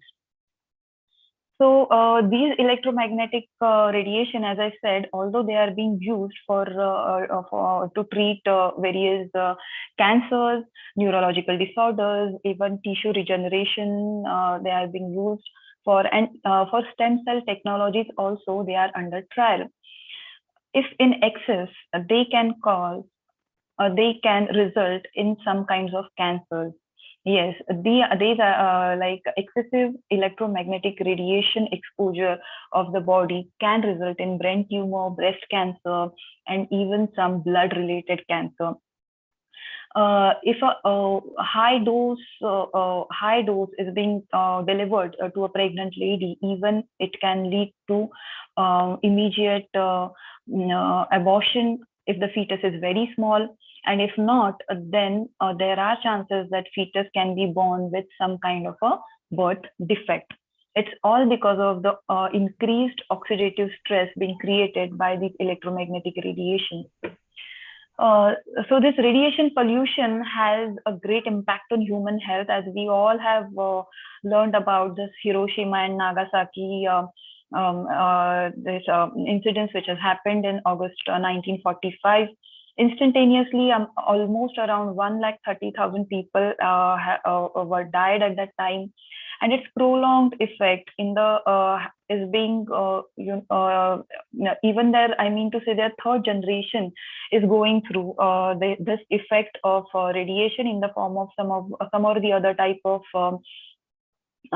diseases, then some anomalies which are being found in the babies, which have really no cure about it, and some kinds of cancers too. So let's talk about light pollution, and one more thing is a visual pollution. Probably these two things are new for you. You will say, what is light pollution? We need light. Yes, we need light, but the light pollution is created when these LED lights of high intensity are being used unnecessarily in a large amount, like in stadiums, in laser shows, in malls. They are going to cause an impact on our eyes.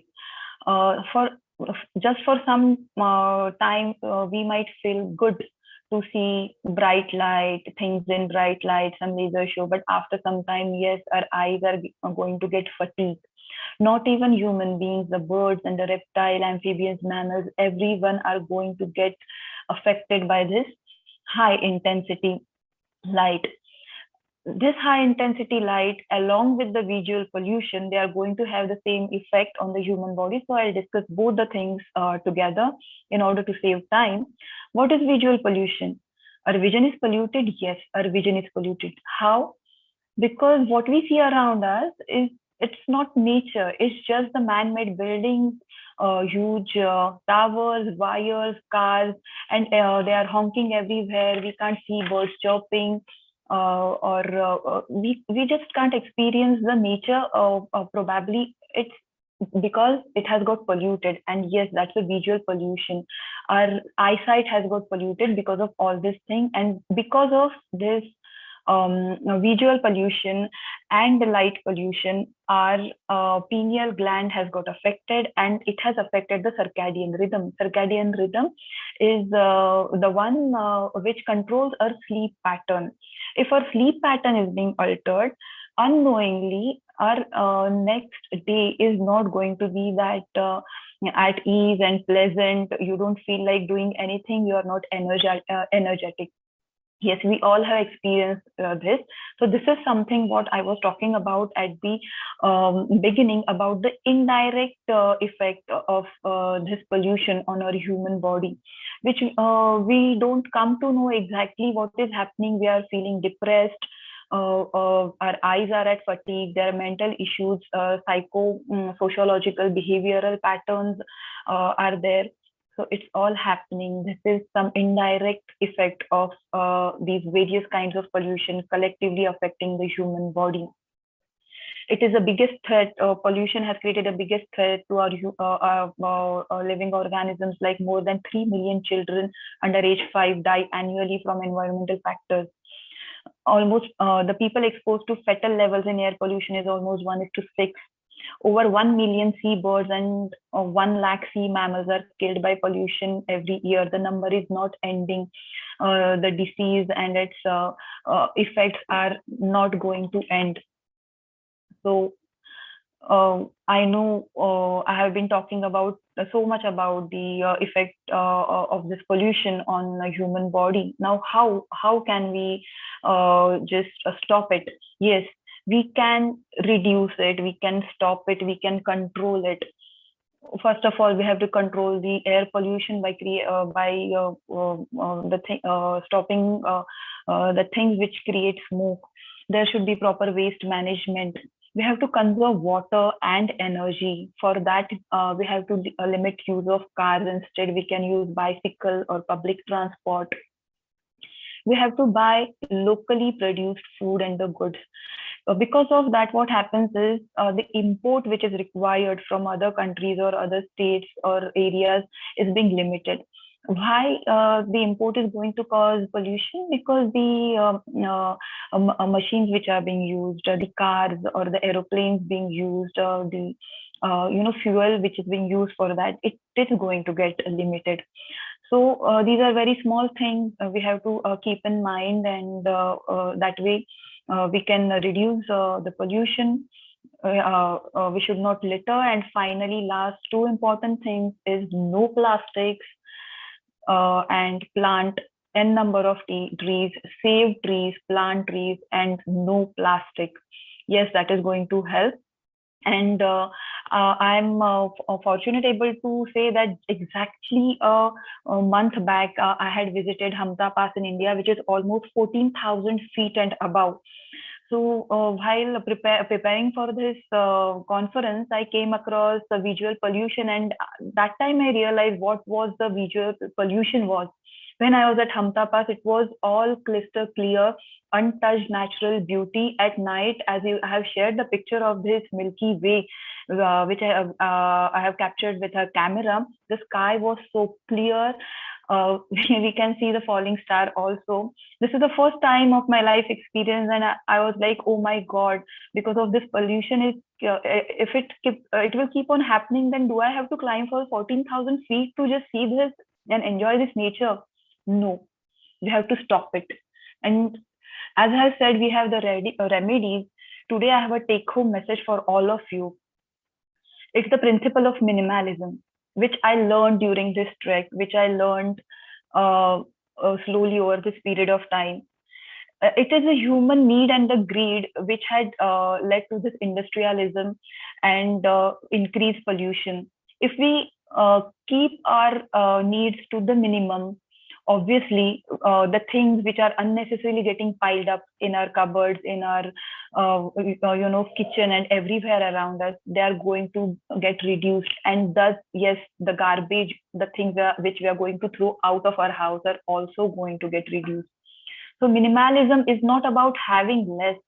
It's about making room for more of what matters. So if we want to save nature, start with us. What we can do is follow the principle of minimalism, and yes, we will surely contribute to the pollution-free Mother Earth, and we'll save the nature for our future.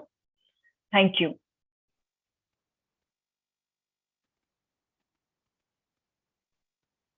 I would like to end my presentation.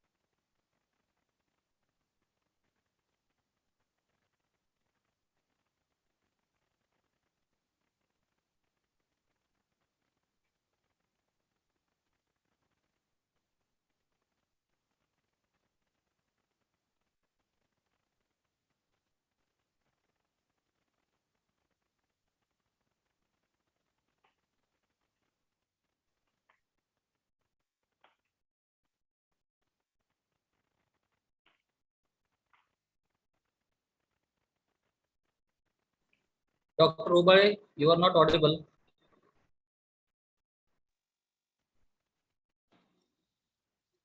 Hello, is it audible, sir? Okay, yeah, yes.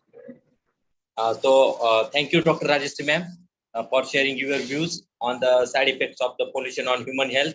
And it has really enriched and thought provoking for the audience, so that we could help and we could assist ourselves activities for minimizing the air pollution, land pollution, noise pollution, water pollution, and light pollution. So such type of pollution has really made a huge impact on the day-to-day life of our human beings, and all the activities that of the human which produces excessive amounts of the loud noises, or including industrial vehicle sources, or the, you can say, the artificial lights which interferes the circadian movements. So all these things has really put forth into an alarming situation that we need to tackle in the near future. Otherwise, it would be difficult for the human beings in the 2050 to have the impacts. And moreover, this side effects of the pollution that you have explained, that is the headache, coughing, or pneumonia, bronchitis, or impacts on the central nervous system, or cardiovascular diseases, and would be more probably the cancerous. So such type of impacts may happen, so that we have to wake up now, and this is an alarming situation. Thank you, Dr. Rajeshri ma'am, for sharing your valuable thoughts. Now, I would request Dr.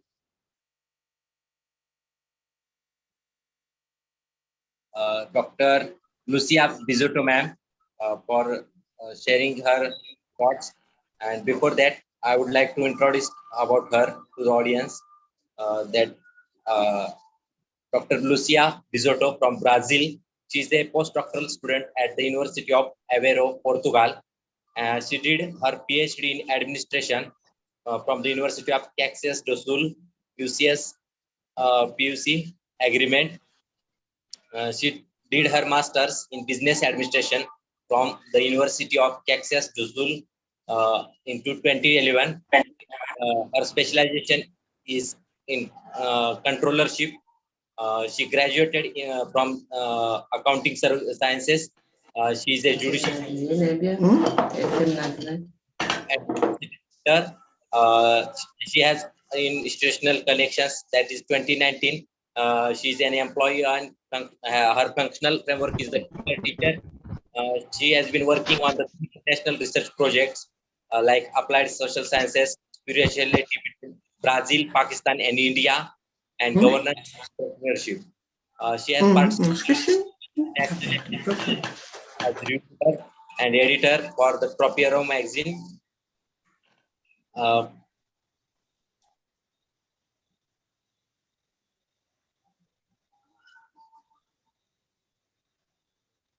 Okay, ma'am. Now I request you, Dr. Lucia, ma'am, to share her thoughts on ocean pollution effects and its possible solutions, and enlighten the audience. Thank you, ma'am. Please share your thoughts.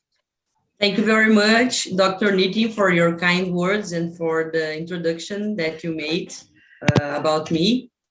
It's a big pleasure to be here today, speaking about such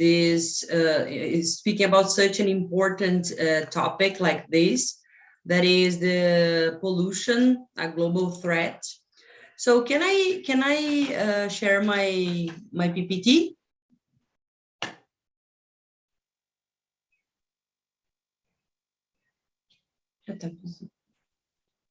Sorry, I can hear you, doctor. Hello. Hello, now I can hear you. Is it visible? Yes.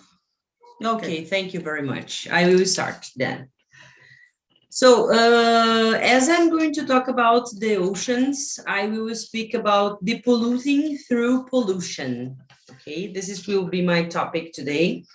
So what is ocean pollution? So we have to consider that oceans are the largest water bodies on the planet here, Earth. Oceans are the largest water bodies on planet Earth, as I was telling you. Over the last few decades, excessive human activities have severely affected marine life on Earth ocean. The ocean pollution, also known as marine pollution, is the spreading of harmful substances such as oil, plastic, industrial and agricultural waste, and chemical particles into the ocean. Since oceans provide the home to a wide variety of marine animals and plants, it is the responsibility of every citizen to play his or her part in making these oceans clean, so that marine species can thrive for a longer period of time. Mining for materials such as copper and gold is a major source of contamination in the ocean. For example, copper is a major source of pollutants in the ocean and can interfere with the life cycles of numerous marine organisms and life. Many ocean pollutants are released into the environment far upstream from coastlines. Nitrogen-rich fertilizers applied by farmers inland, for example, end up in local streams, rivers, and groundwater, and are eventually deposited in estuaries, bays, and deltas.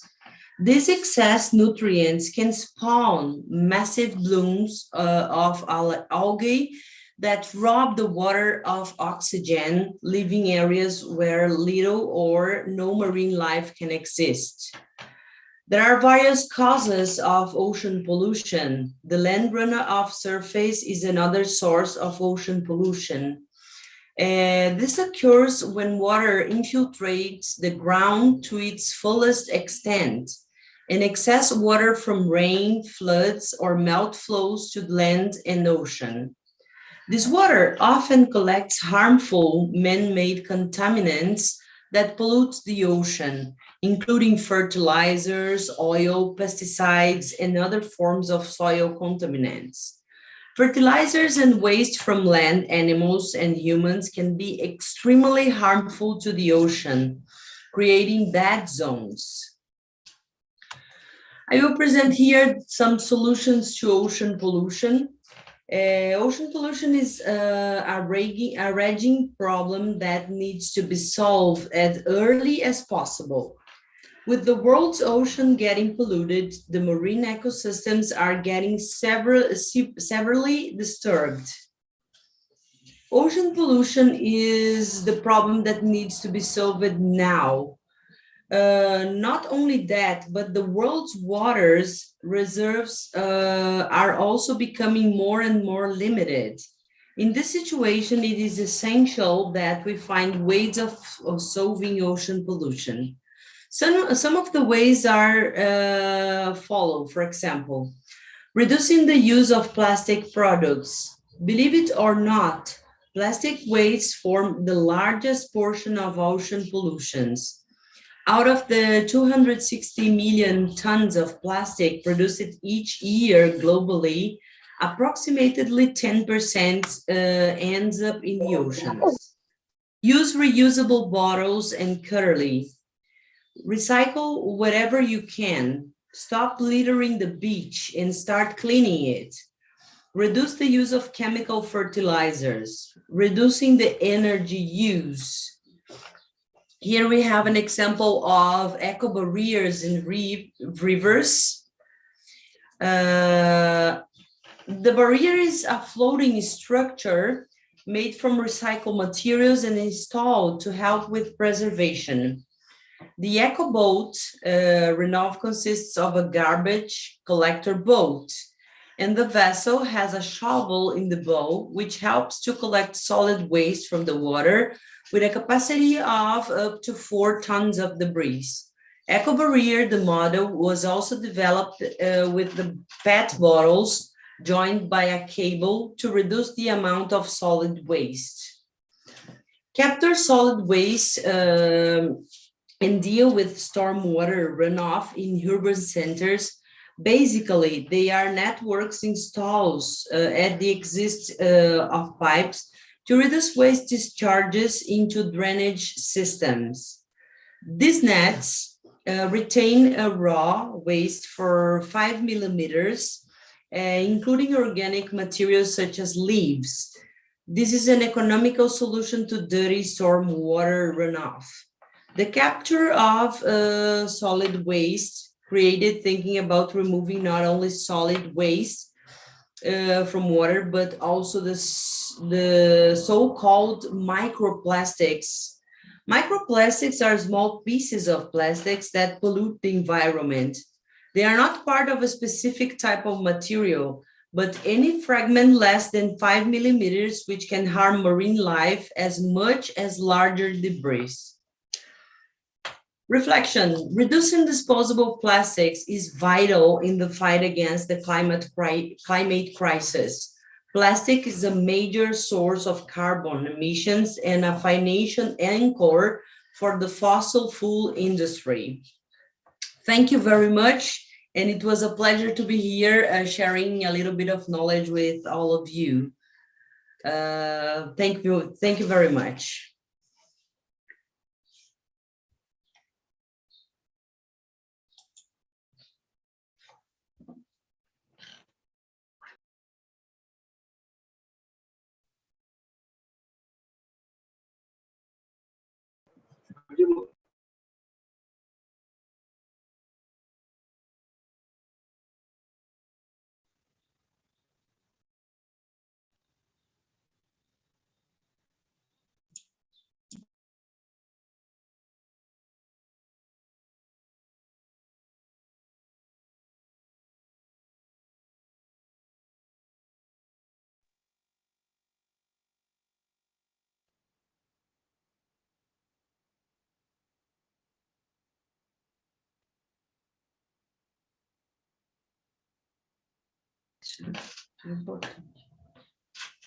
You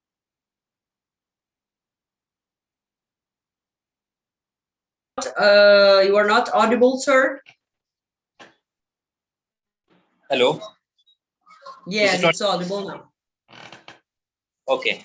Thank you, Dr. Lucia, ma'am, for enlightening in short about the ocean pollution and its possible effects and strategies to cope it. And as all of us know that plastic is contributing very significantly to the ocean or marine pollution.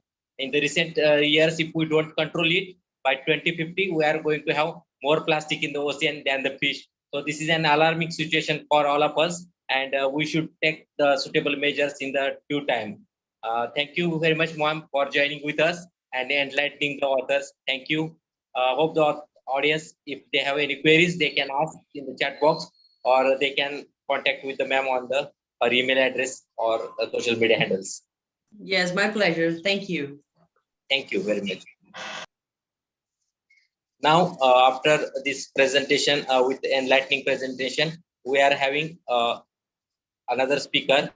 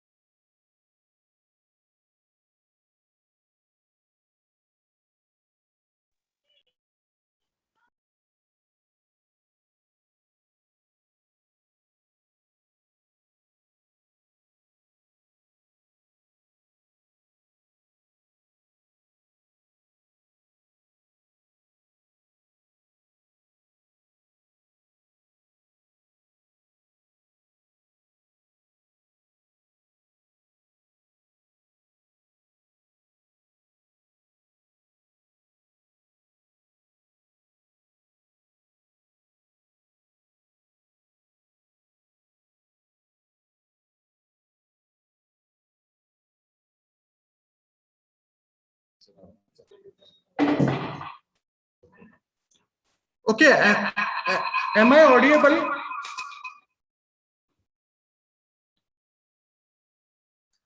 Yes, yes, you are audible. Am I audible? Yes, Okay. yes. Due to certain technical problem, I could join late, so exceptionally sorry for that. So, welcome everybody and good evening. Yes, sir. Today I'm going to talk on a very important, elaborating topic related to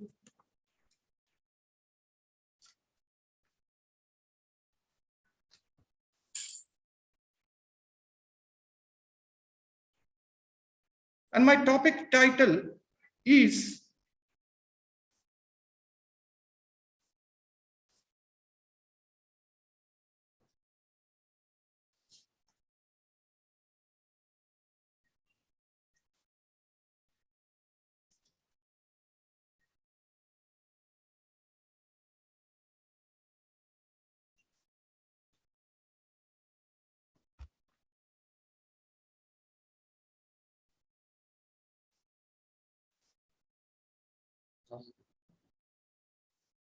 Yes, sir, you are audible, please. there is certain technical issues. Wait a minute. minute.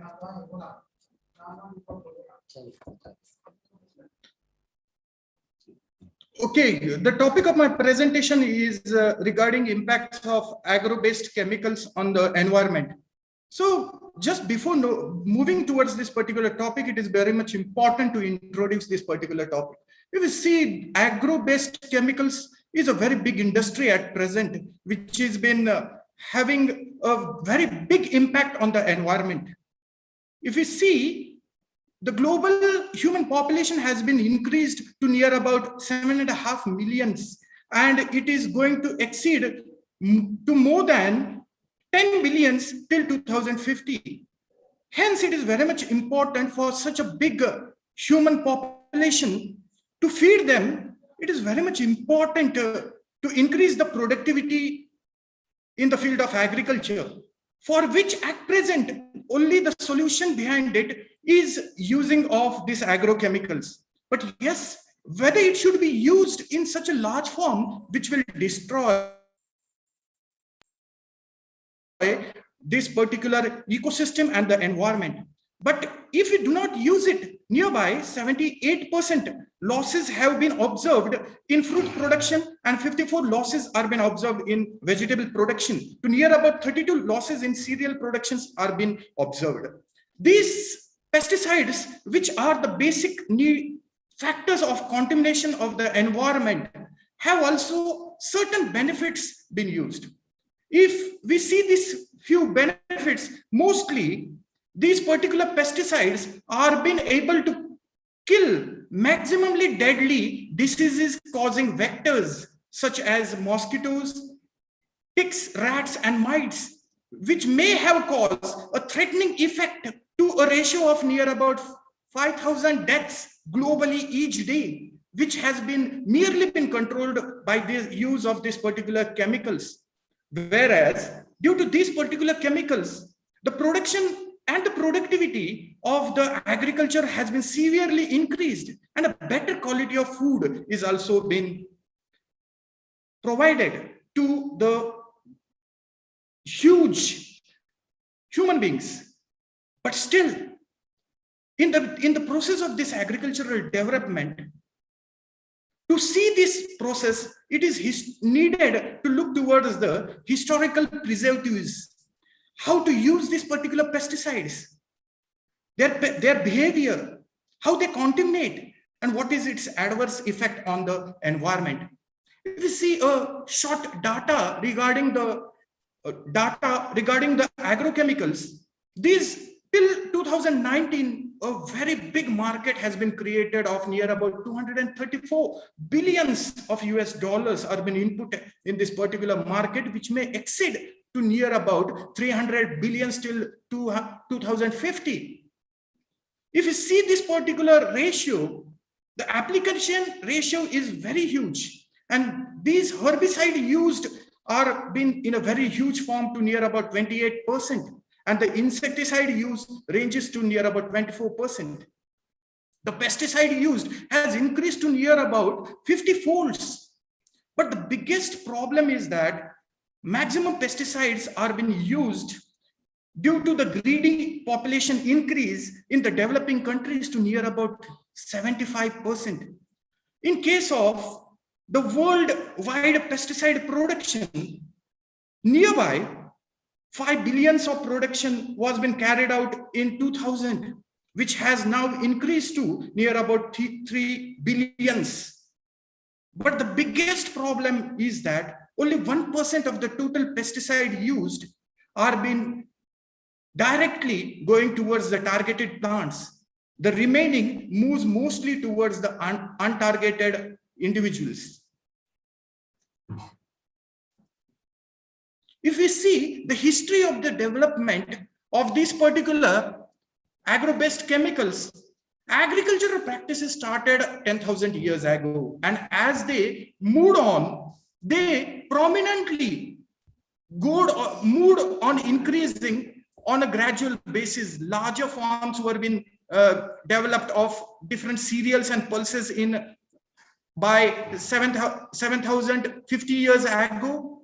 Whereas the first biopesticide, chemical pesticide was being used 4,005 years ago in the Sumerian period, which was sulfur.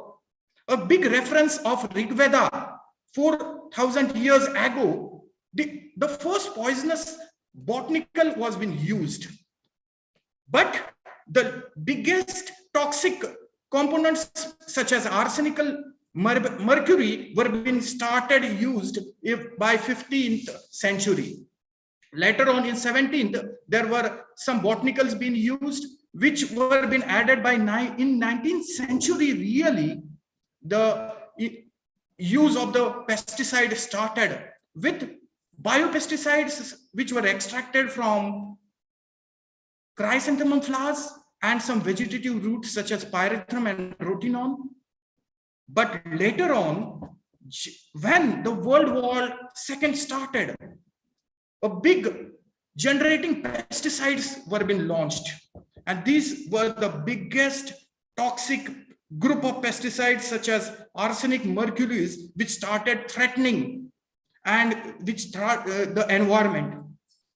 And the first reference which was being adopted was in a book known as Silent Spring by Rachel Carcel in 1960, where he gave some symptoms of DDT being showing a toxic property towards the biodiversity.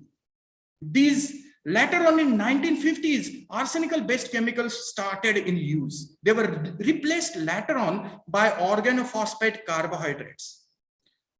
From 1990, several new families of chemicals started and came in existence, maybe from pesticidal, herbicidal groups, which are still ruling the world market. If you see regarding herbicides, they were first started in being used on larger scale from 1960. Triazine and nitro-based components along with carboxyl acids, mostly the 2,4-D and glyphosate are still ruling. These historical pesticide development can be divided into three periods, which can be classified on the basis of chemical class, functional class, its mode of action, and the toxicity. These particular chemical categories which were being seen on the basis of the pesticidal form, they can be classified into different categories. Maybe the pesticidal category. Sorry for disturbance. Just give me a second because uncorrupted this particular slide has been started.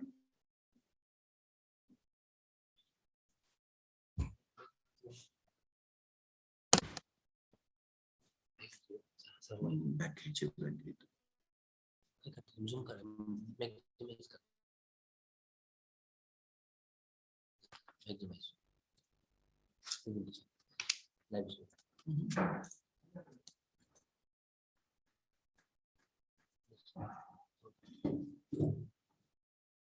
wrong slide has been opened. Just open it. You close this file.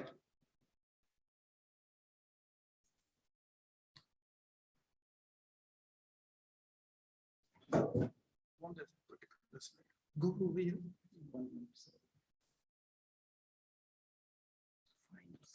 Final. Where is the final PPT? Where is the final PPT?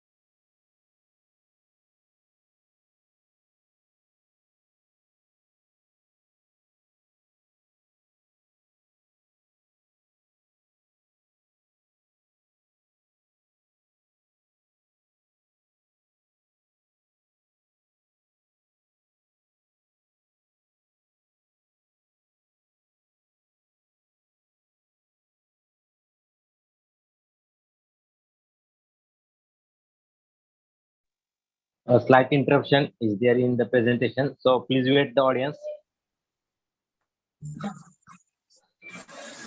Audience is requested to please bear with us for some more time.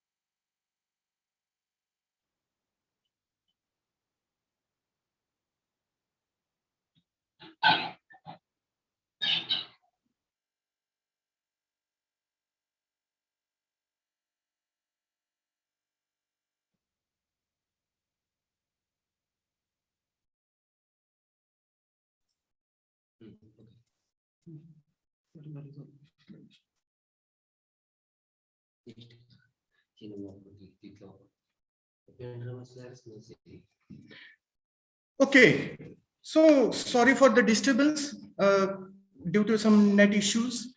So if you see these particular categories of agrochemicals, the largest category was regarding pesticides. These pesticides, if you see these particular pesticides, these pesticides are being used by nearly most of the chemical pesticides can be divided into larger two groups. The first one is pesticides. These pesticides on the basis of the classification, they get divided into several groups such as insecticide, algicide, rodenticides, and so on. These particular rodenticides, if you see in a graphical form, these chemical group, largely the pesticides, 34% was been huge amount of was been covered by organophosphorus group, organonitrogenous group was 17%. Living apart that, the largest another group was regarding herbicides, which covers near about 26%. Living apart this, these particular, there are different fertilizers, soil conditions, and the PGRs which are prominently been used in this particular soil or dumped in this particular soil. If you see the use of the pesticides, mostly in this chart, you can clearly see that the application has been done by different ways, but the availability of the pest to the target plants is becoming day by day reducing. Mostly nearly only 2% of this particular pests are directly been applied or been given on the target pest or on the target crops, and majority of the group of this pesticides are being dumped in either in the soil, maybe in the water, or maybe in the atmosphere. If you see briefly or in a short form, different groups, the insecticidal group started the largest use in 20th century, wherein there was a big need of increase in productivity. These particular chemicals known as insecticides mostly control the harmful insects known as pests, and probably in big groups of these particular insecticides are been present, such as systemic insecticides and contact insecticides, of which majoritarily systemic insecticide is becoming a big threat to the agriculture, to the environment, mostly due to its stabilizing and fat solubility property, as it has a bioaccumulation nature, mostly due to consumption in the fat bodies, they persist for a very longer time and try to pollute. And the biggest polluting pesticide is organochlorine. A very small sublethal dose can create a big impact on the most important friendly insect known as honeybee, which is a big pollinator at present. And the foraging of this particular behavior can be reduced, due to which there may be a severe threat in the reduction of the yield.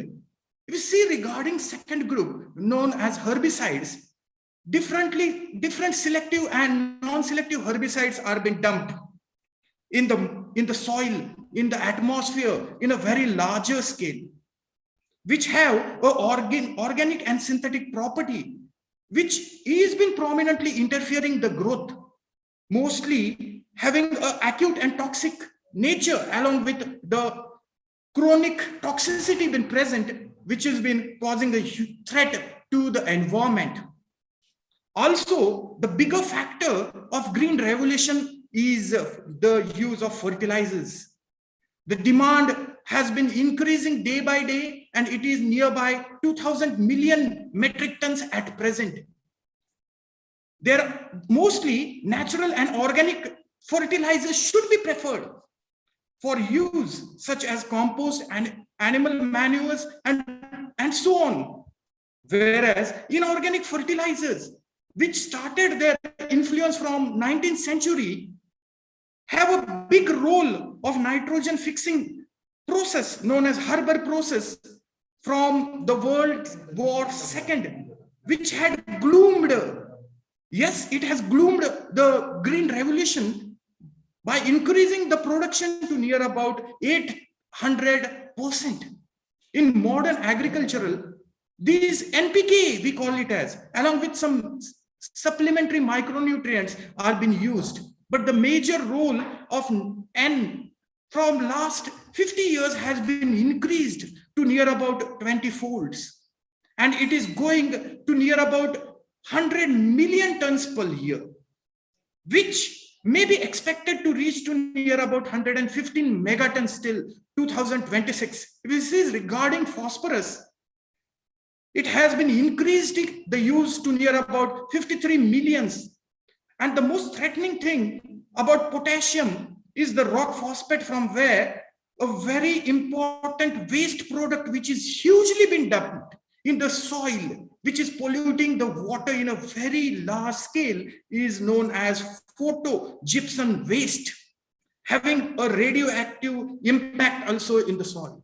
So all these particular chemicals are being dumped in the atmosphere or nature, causing a severe effect on the environment. They are entering the environment by transferring or degradation process.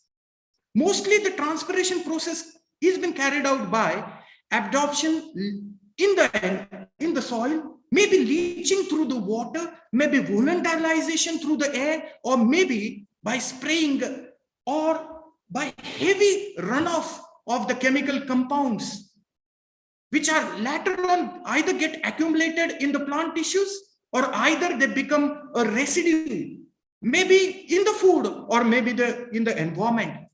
Yes, a degradation process also takes place in the soil with the help of certain fungal and bacteria, whereas chemical degradation with chemical reactions, the sunlight radiations with photo degradation is been found, which are been prominently influenced by the intensity of light and the chemical properties. Also, scorpion regarding binding of the pesticides is nowadays a big threat with the soil particles, which is mostly been influenced by the pH, organic matter and soil amendments, due to which a severe impact of pesticidal residues are being seen nowadays in the soil. Nearby, the sprayed 98% of the insecticide and 95% of the herbicides do not reach the destination That is the biggest problem at present, which have a severe impact on that particular ecosystem. The indiscriminate and unjudicious use of these particular chemicals should be stopped, because they are not only contaminating, but they are causing such a threatful effect, such as ocean dead zones are being created in the coastal lines, along with soil microbes are being degrading day by day, and the accumulation of the toxic in that particular soil is been destroying the ecosystem and the productivity of that particular soil also. The fertility is been severely been reduced. Yes, it is a false statement that more is always better, but not always in every cases. There should be increase in the output, but the government is provoking the persons by providing larger form of subsidies in the expense of the taxpayers to increase the use of this particular pesticides or agrochemicals. Hence, certain harmful farming activities, maybe deforestations, minings, are being unstreamingly been increasing. The forests are being replaced by different cash crops because we want to feed the larger population, and hence there is a huge increase in the surface temperature and there is a decrease in the ecosystem, causing a very influence on the climatic changes. And the biggest threat at present on the humanity is global warming, which should be considered and which is the basic problem only due to the heavy dumping of all these industrial and agricultural produce. Also, agricultural development processes should be changed. The application which is surface and aerial are contaminating the natural resources, such as soil. Soil has been mostly acidified. It is been converted, all the soil bacteria are been converting the nitrogenous fertilizers into nitrogen oxides, which is the largest element for causing this global warming, which has been a very big influence on the stratoscopic ozone depletion. Also, amonic-based fertilizers are causing a big impact by increasing the methane level and causing a severe threat in the climatic change. Hence, a proper care should be taken while you are dumping that particular pesticides in the soil, because due to heavy runoff, if you see the present situation, we are been having only 2% of the water which can be used as in a consumer form, and it is disheartening now that we are polluting it due to different agrophonic activities. The major source is agricultural runoff, due to which the severe growth of different algae in the form of cyanobacteria known as alga blooms are increasing in the water, due to which the different toxic elements are been increasing and the total sea food webbing dimension is been destroying. Also, the grass has been developing in that particular ocean are being reduced, and the aquatic fauna is been destroying in a larger scale. There is a severe deficit of oxygen level causing hypoxemia, due to which the water day by day is becoming polluted. The taste is been deteriorating, giving an odor and unpleasant taste, which is been unhealthy for the human and domestic consumptions. Increasing, causing a symptom known as blue baby syndrome. The nitrogenous runoff is causing a dead ocean. Excess phosphates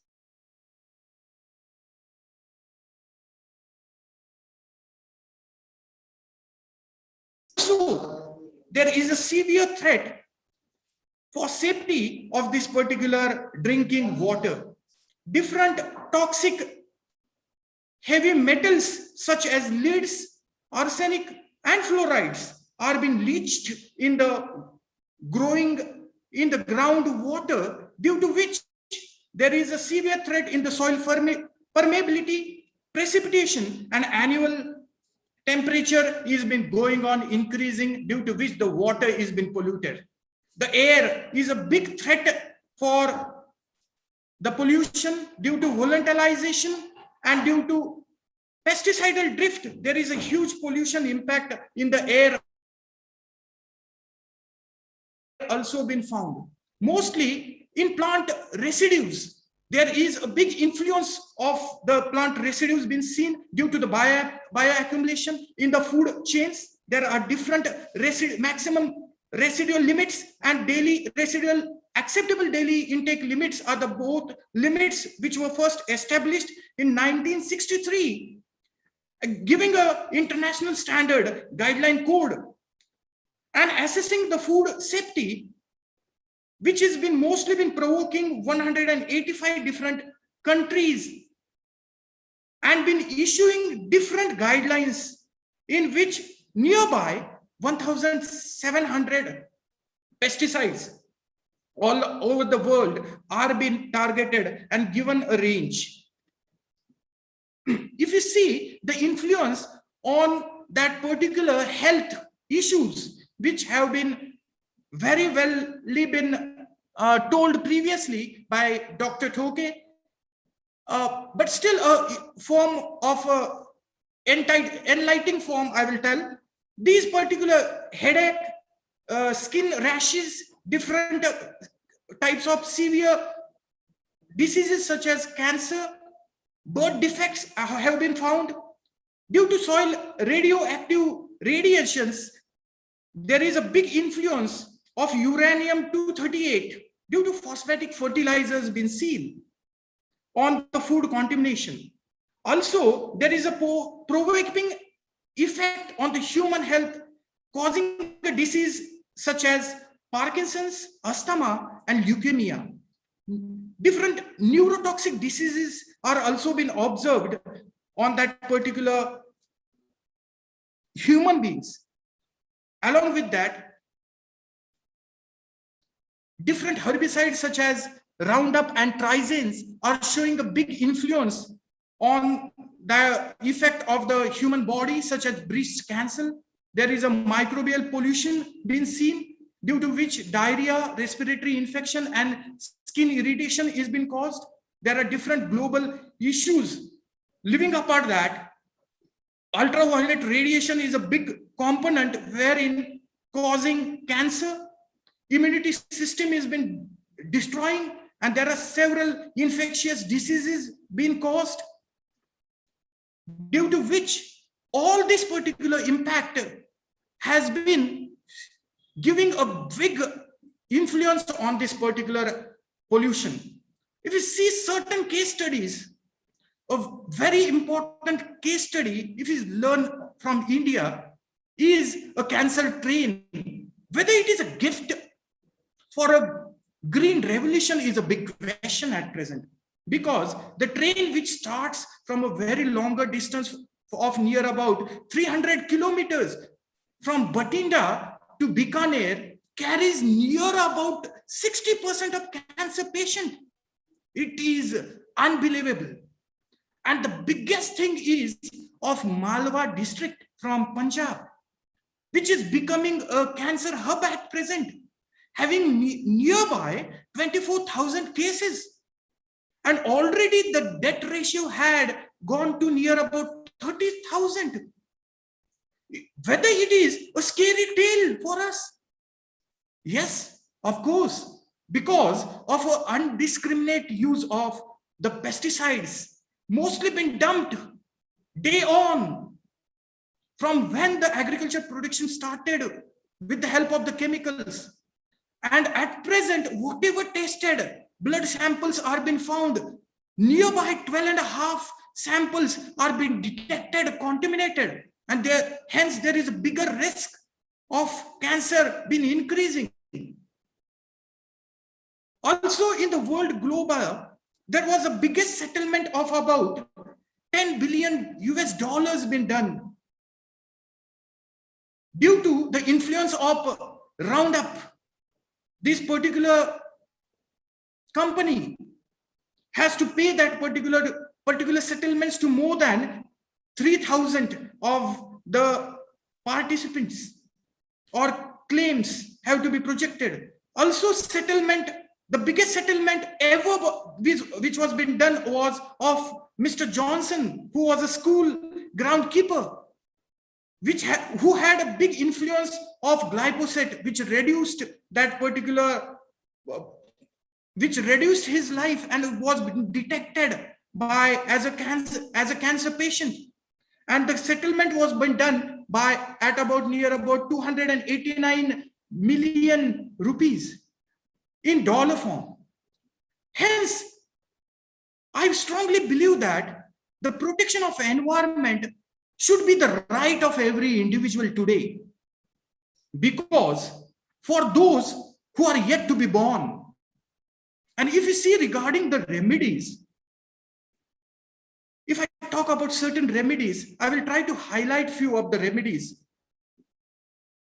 The most important thing is the risk assignment tools should be developed in a very huge way, just to see the future managements. And also the researchers should develop such high yielding varieties which require low mineral concentration. Conventional agricultural practices should be stopped so that arresting of different chemical pollutants in the groundwater can be reduced, and professionalisms in the agricultural practices should mostly be carried out, wherein different trainings along with the seminars and workshops should be regularly conducted for the farmers, just to make them full knowledgeable regarding the use of chemicals, just to minimize the use and reduce the pollution in the environment. Also, research scholars should put more attention on development of the genetic engineered crops, which can produce their own insecticides, or they can exhibit the resistance to different broad spectrum herbicides, which will reduce the use of different chemicals and which will automatically influence or reduce the environmental pollutions. A big role of the government should be used by enforcing different environmental protection laws, which will help to cover or increase the vegetative fauna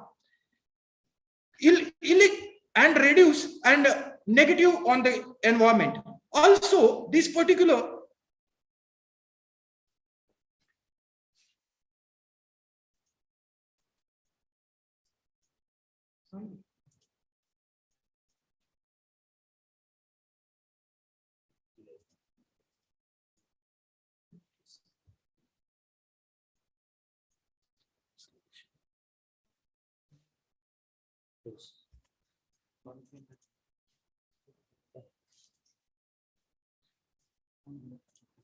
hence this different plant environmental protection agencies also should be used as a guidance, and they should guide the government officials and politicians to make more accountable the actions.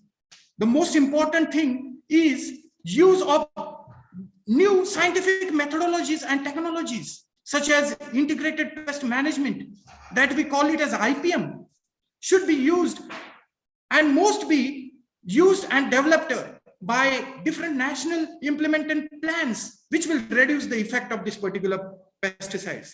On the last phase, the important encouragement should be given for adoption and development of eco-friendly management tools, such as biopesticides, repellents, attractant, pheromones, and chemical sterilants, which will help to minimize and reduce the contamination of the environment in the agriculture.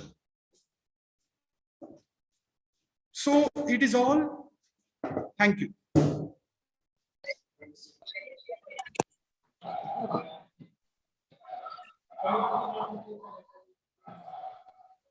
Thank you, Dr. Jadhav, for your enriching guidance on the impact of agrochemicals or agriculture chemicals on the environment.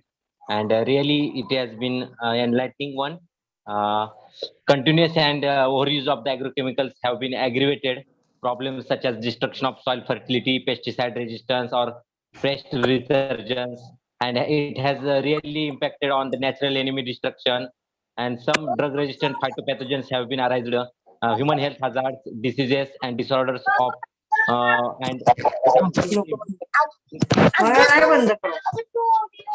hello, please unmute it.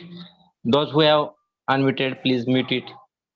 The impact of agrochemicals, which has caused on the soil fertility or crop productivity and natural enemy destruction, has been a serious issue. And most of the times, destruction of the native flora has been occurring, and to cope up it with, we should have some measures like biopesticides, or you can say the different pheromones to be used in the near large proportion in the coming days. So this is a very nice presentation from Dr. Jadhav. Hopefully I am very much thankful to all the participants. Now it's time for the vote of thanks. Now I invite Dr. Jadhav again to share his thoughts and vote of thanks to all the participants and speakers. Dr. Jadhav, please share the vote of thanks.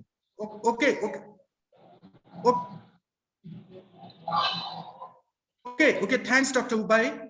First of all, it is my humble and special thank from the bottom of the heart to our Honorable President, Sri Jaisiya Shankarao Mohite Patil, for provoking us for doing more better. And also a special thank to our institution's youth icon, Honorable Sangram Siya Mohite Patil, along with Honorable Swaruparani Mohite Patil, for always morally supporting us. It is a delightful thank to Dr. Priya Sawant, Chairperson leading Lady Foundation, for believing in us. It is my justice to thank our Mahatma Phule Agriculture University's Vice Chancellor, Dr. Prashant Kumar Patil. Nevertheless, a humble thanks to all dignitary speakers who have put their valuable thoughts and made it an unforgettable event. Living apart it is my sole duty to thank all directorate body, my co-management team, Dr. Ubai, Professor Bhosle, Professor Adad, Professor Kamble, and Professor Barkade, all the technical supporting staff, and all my Ratnai Agriculture College Akluz colleagues, without whom and without their help, the event might have not been a grand success. Thanks and good night.